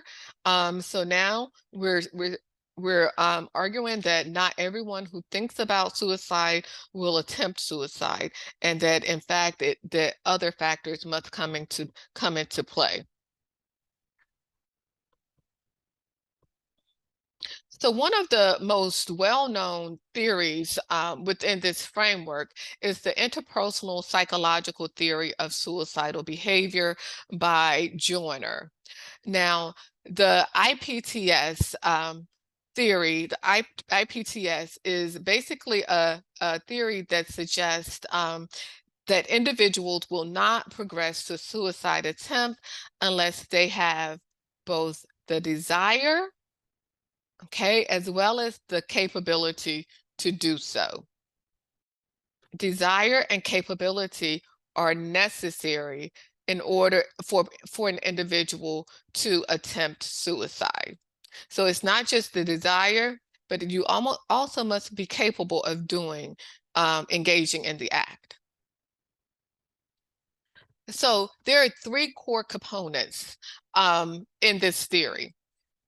The three core components include perceived burdensomeness, thwarted belongingness, and capability. So an individual must perceive that they are a burden. For example, they feel like they are better off dead.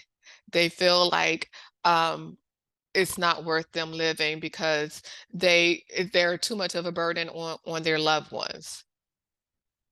An individual must also feel like they don't belong. They don't fit in anywhere.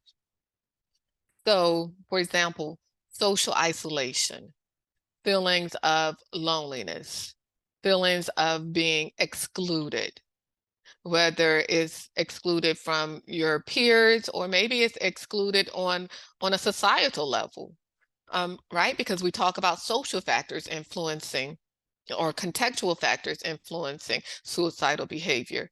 And then in addition to feeling like a burden and being left out, not feeling like you belong, you must also have the capability to attempt suicide. So these are the three core components of Joiner's theory. So in order to progress from thoughts of suicide to actually committing or attempting to commit suicide, you must have these three overlapping factors. So many people will fall into feeling like they don't belong. Many will feel like they're a burden. Many will feel like both they're a burden and they don't belong, right? But very few people, thank God, feel like they don't belong, that they are a burden, and they have the capability to actually attempt suicide. Okay, so for Joiner to move from ideation to attempt, again, you have to have these three core components.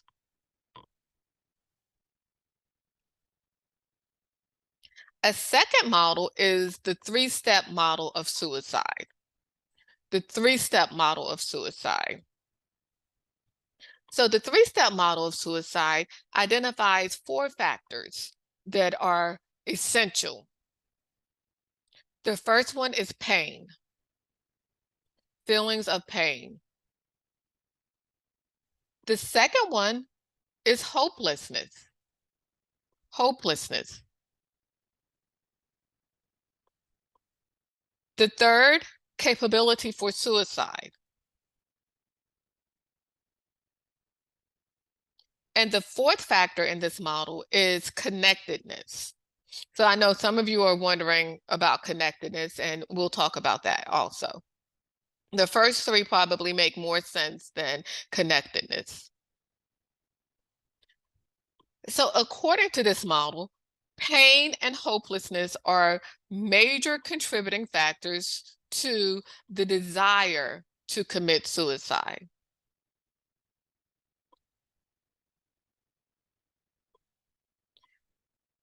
Progression from suicidal ideation to suicide attempts will only occur, again, if the person has the capacity for suicide.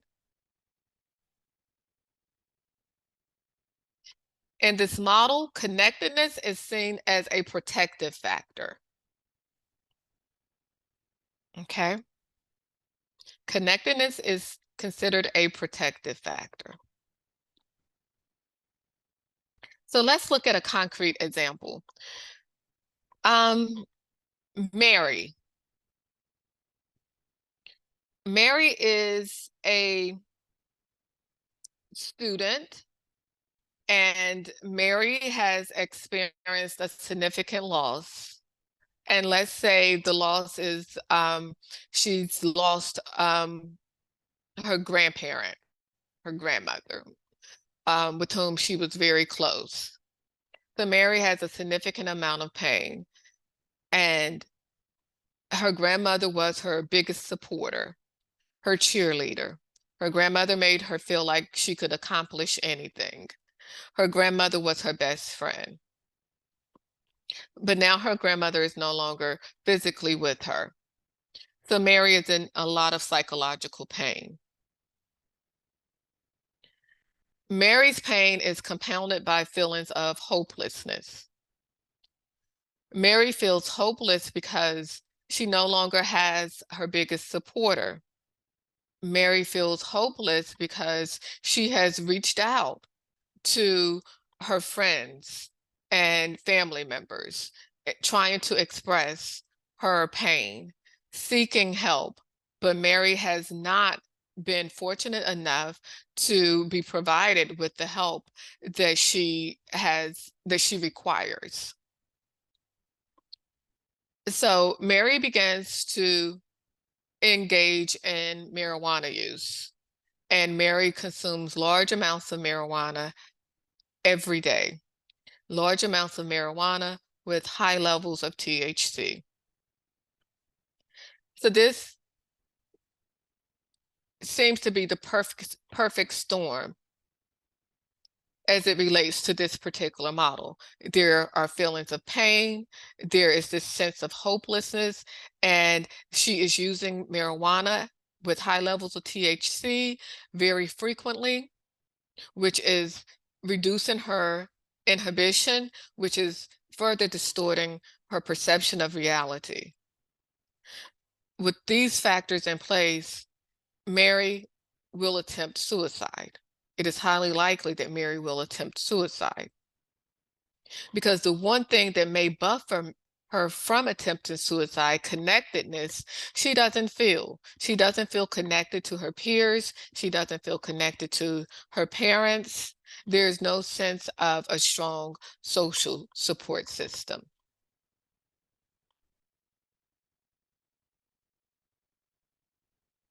So I want to, before we move on from that example, I want to talk a little bit more about capacity or capability, because both theories, Joyner theory as well as the three-step model, emphasize capability and capacity. And so some of you may be thinking, well, what is actually an example of capability and capacity? I gave the example of marijuana use as acquired capacity, an example of acquired capacity. Psychosis may be an example of capacity. Okay, psychosis related to substance use, or psychosis because of some other mental health condition such as schizophrenia. Experiencing a traumatic event may be considered an acquired capacity or an example of capability.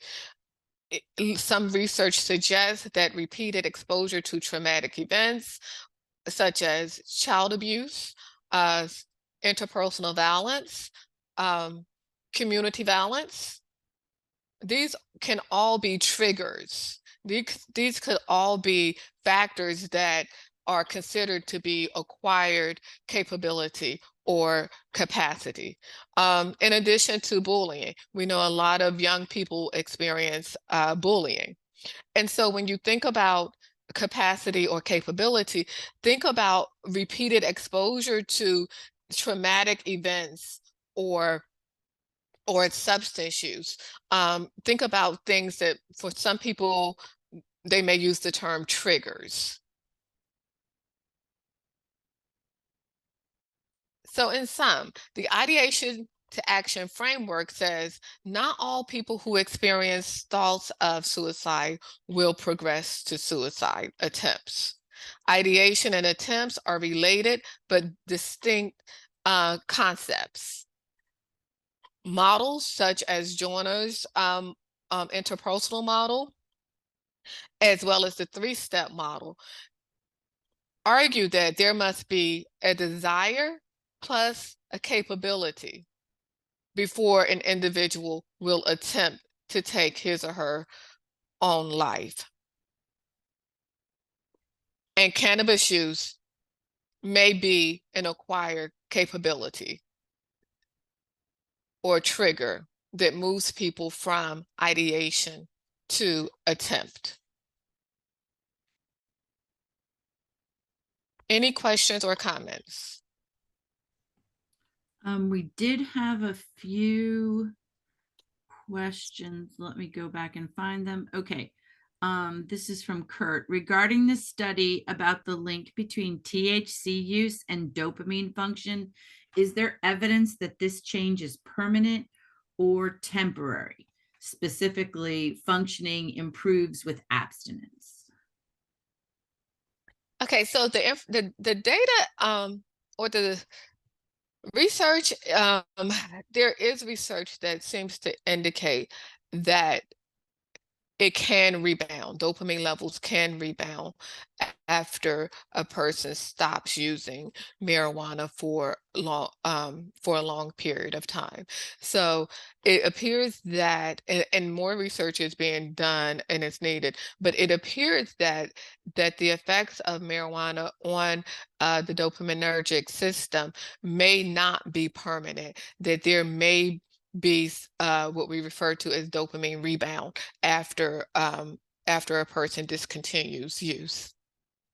But again, in adolescence and emerging adulthood, for transitional age youth who are very vulnerable to the adverse effects of THC on the brain functioning and dopaminergic system, it's really not clear how permanent the damage is, and it's really not clear how much the functions can rebound because of this very sensitive neurodevelopmental period that is disrupted by use. But yes, in adults, it definitely seems that there is a rebound after use is stopped.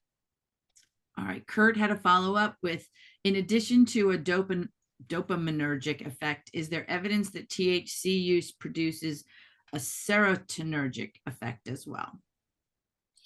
Yes, yes. THC also has a negative impact on serotonin. Yes, and we know that serotonin is also implicated in uh, disorders such as depression. So yes, there is overlap there also. Those are all the questions at this time. Okay. So this is where the actual 15-minute break was planned. And so let's have a 10-minute break, and then we'll jump into assessing risk and looking at some of the treatments or interventions that shows promise. Welcome back. How's that? Excellent. Excellent. Okay. So we are going to spend the next the final 30 minutes talking about ways to quickly do an assessment of your client or youth's substance use as it relates to marijuana use specifically, as well as look at some techniques that may help you with these assessments. In addition to a quick review of some of the treatments that have been shown to be effective at reducing marijuana use, as well as preventing suicide. So let's jump back into this. And I want to just briefly introduce you to my one of my motivating factors for this work. I told you I started to engage in this particular work because of professional and personal reasons. So this is one of the personal reasons why I have become committed to preventing suicide, and specifically understanding how marijuana use contributes to suicidal behavior among transitional age youth. And so the information or the quote that you're reading, the text that you're reading, is actually text that one of my younger cousins posted on Facebook. And hopefully you guys had a chance to read that.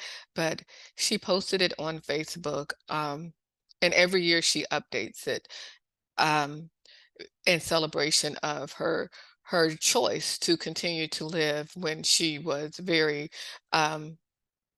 lost, for a lack of a better word, and contemplating suicide.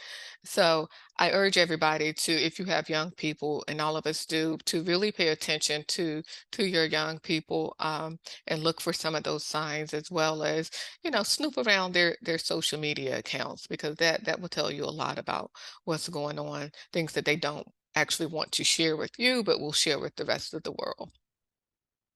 So with that being said, I want to spend about this slide says 10 to 15 minutes, but because we're running a little short on time, we're going to reduce this to between 5 and 7 minutes. So I want you guys to go into your breakout rooms that I think you have been pre-assigned to, and each group will have a specific topic to consider. And ideally you will work together to create a response, and then we'll come back together and I'll randomly choose 3 groups to discuss their solution or their response to the scenario. Elaine, is there anything that I need to do? Okay, no, but I have dropped a PDF into the chat. So if you wouldn't mind just opening that, people, not you, Dr. Floyd, but everyone else, just open that up, because that has the instructions for your room. So you'll see if you're in breakout room 1, you're going to go to the slide that talks to about breakout room 1. So there are 3 different scenarios, and you'll choose the one that's assigned to your room. When I open the rooms, you will go there automatically. And when I close the rooms, you will come out automatically, but you are free to return to the main room anytime that you need to. So I'm going to open the rooms. Wait, I'm going to give you just a few seconds, because remember, you just opened that PDF, and then I'm going to open the rooms. All right. You need at least one person in each group to have had the scenarios. All right, here you go. Okay, awesome. So I hope you guys had enough time to have a brief conversation and to prepare a thorough but brief response to your scenario.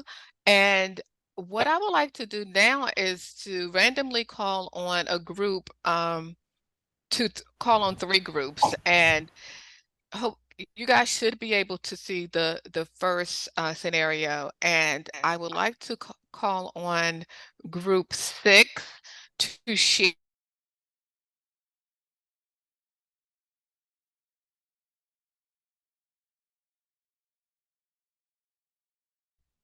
You muted yourself. You guys didn't hear anything I said. So group 6, you're up. Please share your response.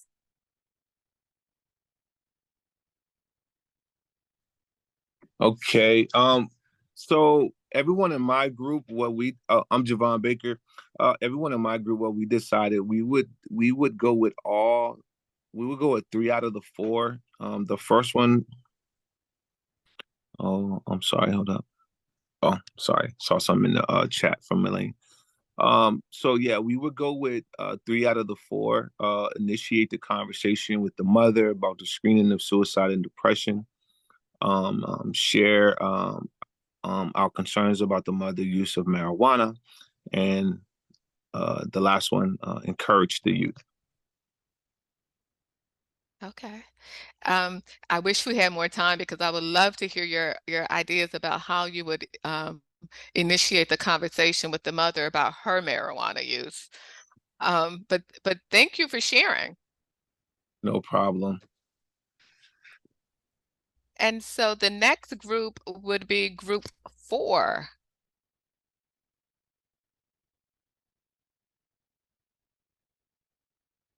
A representative from group 4. We talked about in group 4, providing or having Sasha complete a suicide assessment to see what her level of suicidality is, to talk with mom and provide supports and education for both of them, and help them see if there are any other community supports or organic supports. And when you say, just a follow-up question, when you say talk to the mom, and what would you talk about? Would you talk about depression? Would you talk about marijuana use? Would you talk about suicide? I think Could you give an providing example? I think providing the education that we've talked about today, the percentages of teens who use marijuana have a higher increase of, brain dysfunction, for lack of a better word, and that using marijuana can increase risk of depression and impulsivity. So providing that education to both of them would be, I think, what we discussed. Somebody from our group, correct me if I'm wrong, but discussed to kind of help them understand and kind of come around and realize that, using marijuana can cause or create more of a risk for depression and lead to suicidality.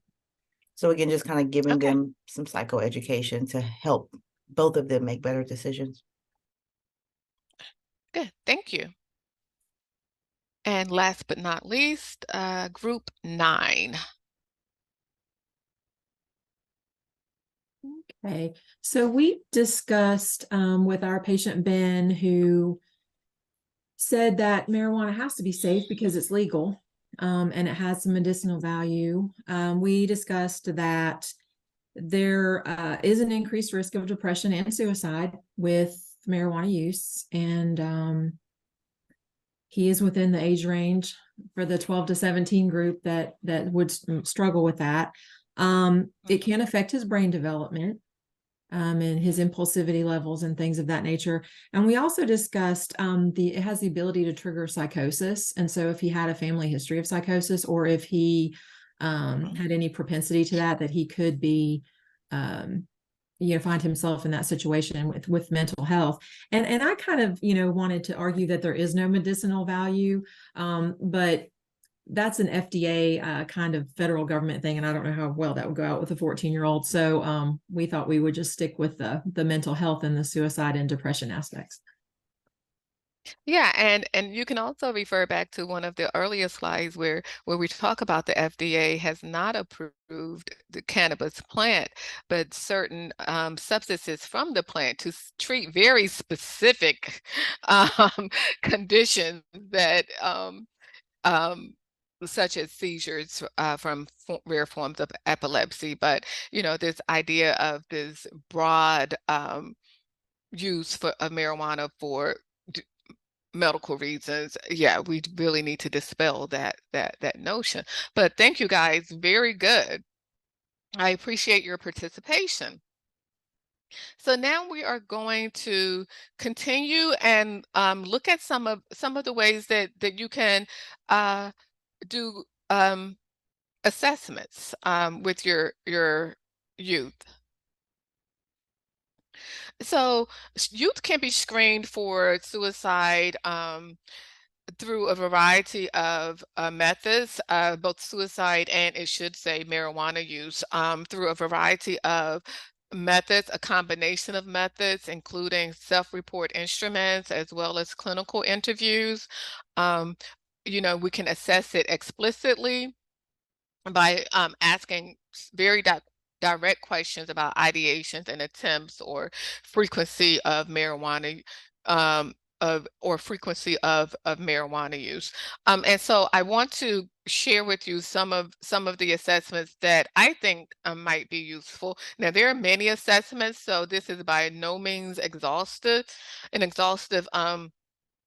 list, but these are just some of the assessments that I've come across and I have used to assess, to do quick assessments, just to get a sense of where my young people are. And so the first assessment that I'm sharing with you is the PHQ-9, and this is an assessment that is very commonly used. The PHQ in general, there are multiple versions of it, PHQ-9, PHQ-4. It just depends on how many questions you want to ask, how much time you have. But this particular version of the PHQ is the PHQ-9, and it provides an assessment of depression, which is a risk factor for suicide. And it also includes one question on, which is question number 9, on thoughts of suicide. And question number 9 simply reads thoughts that you would be better off dead or hurting yourself. So embedded in this scale that appears to assess depression, we also have one item to get a sense of where they are with regards to thinking about harming themselves.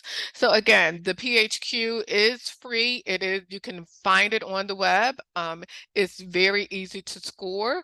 And also on the web, you can find instructions for scoring it. So if you score the PHQ, this is what the interpretation looks like. Total scores of 5, 10, 15, and 20 represent cut points. For 5 is mild, 10 is moderate, 15 is moderately severe, and 20 is severe depression. And question number 9, if the patient or individual says yes to question number 9, then you know this is a red flag for intervention or further assessment.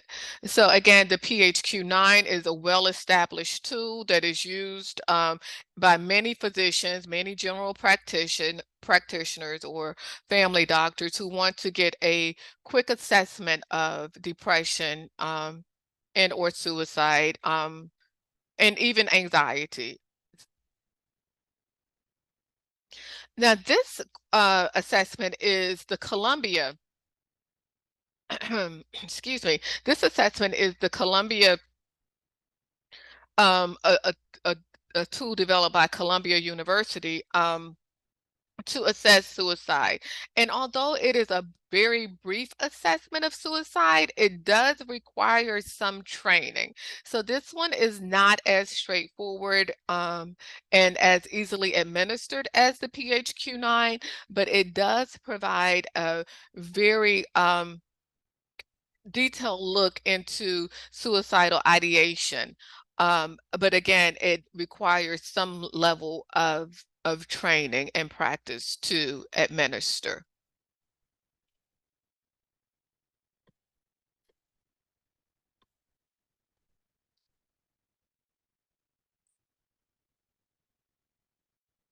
And a very simple alternative, if you are skilled at communicating with youth and building a rapport very quickly and gaining their trust, a very simple alternative is to ask four very direct questions that will give you a sense of how your youth is feeling. For example, are you feeling hopeless about the future?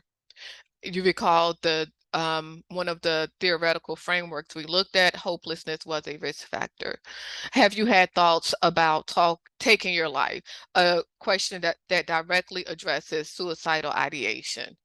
If the respondent says yes, then you probe a little more about when did you have these thoughts, and then you ask the direct question about suicide attempts. So again, these are just 4 very simple, straightforward questions that if you have a somewhat good relationship or established a good rapport with your youth, then this is an option.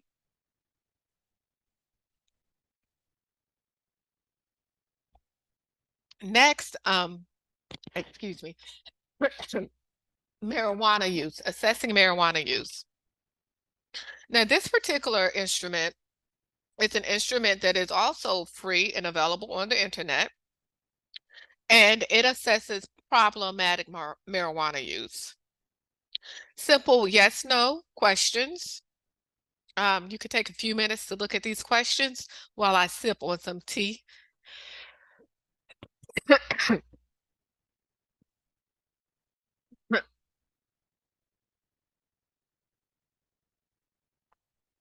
And this is an 8-item assessment where they're simply answering yes, no. You could read these questions or you could have them to complete it in a private setting and then review their answers with them to determine their level of marijuana use.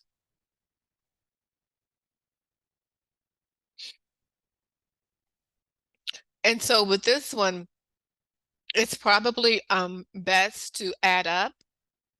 The instruction says you should add up the number of yes answers to score their responses and determine their level of risk.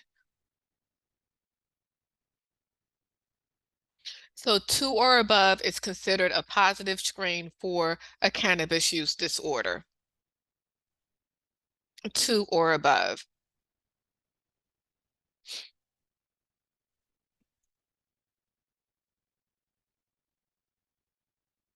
And then finally is the cannabis use disorder identification test, a revised version of the cannabis use disorder test.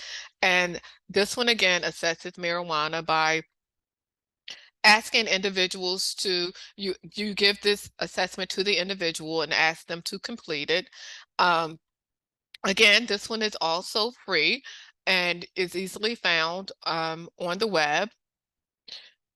Again, you create a sum, and those who score 8 points or more, this is an indication of hazardous cannabis use. And scores of 12 or more indicate a possible cannabis use disorder.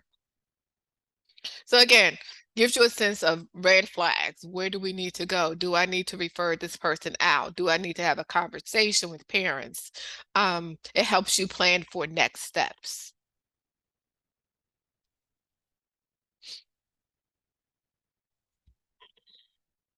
And then finally, techniques and treatments. Motivational interviewing, cognitive behavior therapy, and multisystemic therapy. Now, motivational interview is a framework that can be used to support physicians or anyone working with clients to address their clients' suicidal thoughts or behaviors. Well, I'm not suggesting that you engage in motivational interviewing. What I'm simply suggesting is that you utilize some of the tools, some of the techniques that are used in motivational interviewing to, and we won't watch these videos, but the goal is to use these techniques to make your youth feel comfortable, to make your youth feel more understood, to help you be attuned with your youth, and to engage and conduct the assessment in a manner that is non-judgmental and displays compassion. Because it's very important that when we're trying to assess risk or assess suicidal behavior, that the youth is comfortable, that you are comfortable, that everyone is engaged, because it's a very difficult conversation. So the techniques that are utilized in motivational interviewing are techniques that you can utilize when conducting assessments.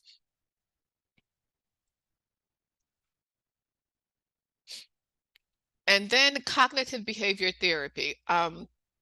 Cognitive behavior therapy has been proven to be effective at changing behaviors, improving psychological functioning. Cognitive behavior therapy simply says, we're going to change the way you think about things. We're going to help you with your faulty or helpful, unhealthy ways of thinking. We're going to replace this with more healthy ways of thinking. We're going to replace this with problem solving and ways to cope. So cognitive behavior therapy has proven to be effective at reducing depression, as well as reducing suicidal behavior and addiction.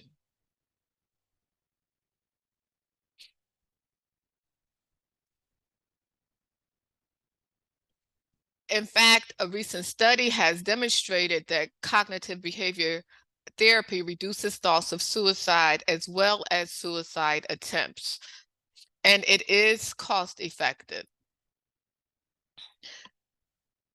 A word of caution: we know that rates are rising among African Americans, but there is a problem because current literature is basically based on research that primarily include white adolescents. African American adolescents, youth, have been excluded from this research for a number of reasons. So it's not exactly clear with regards to what works and what doesn't work.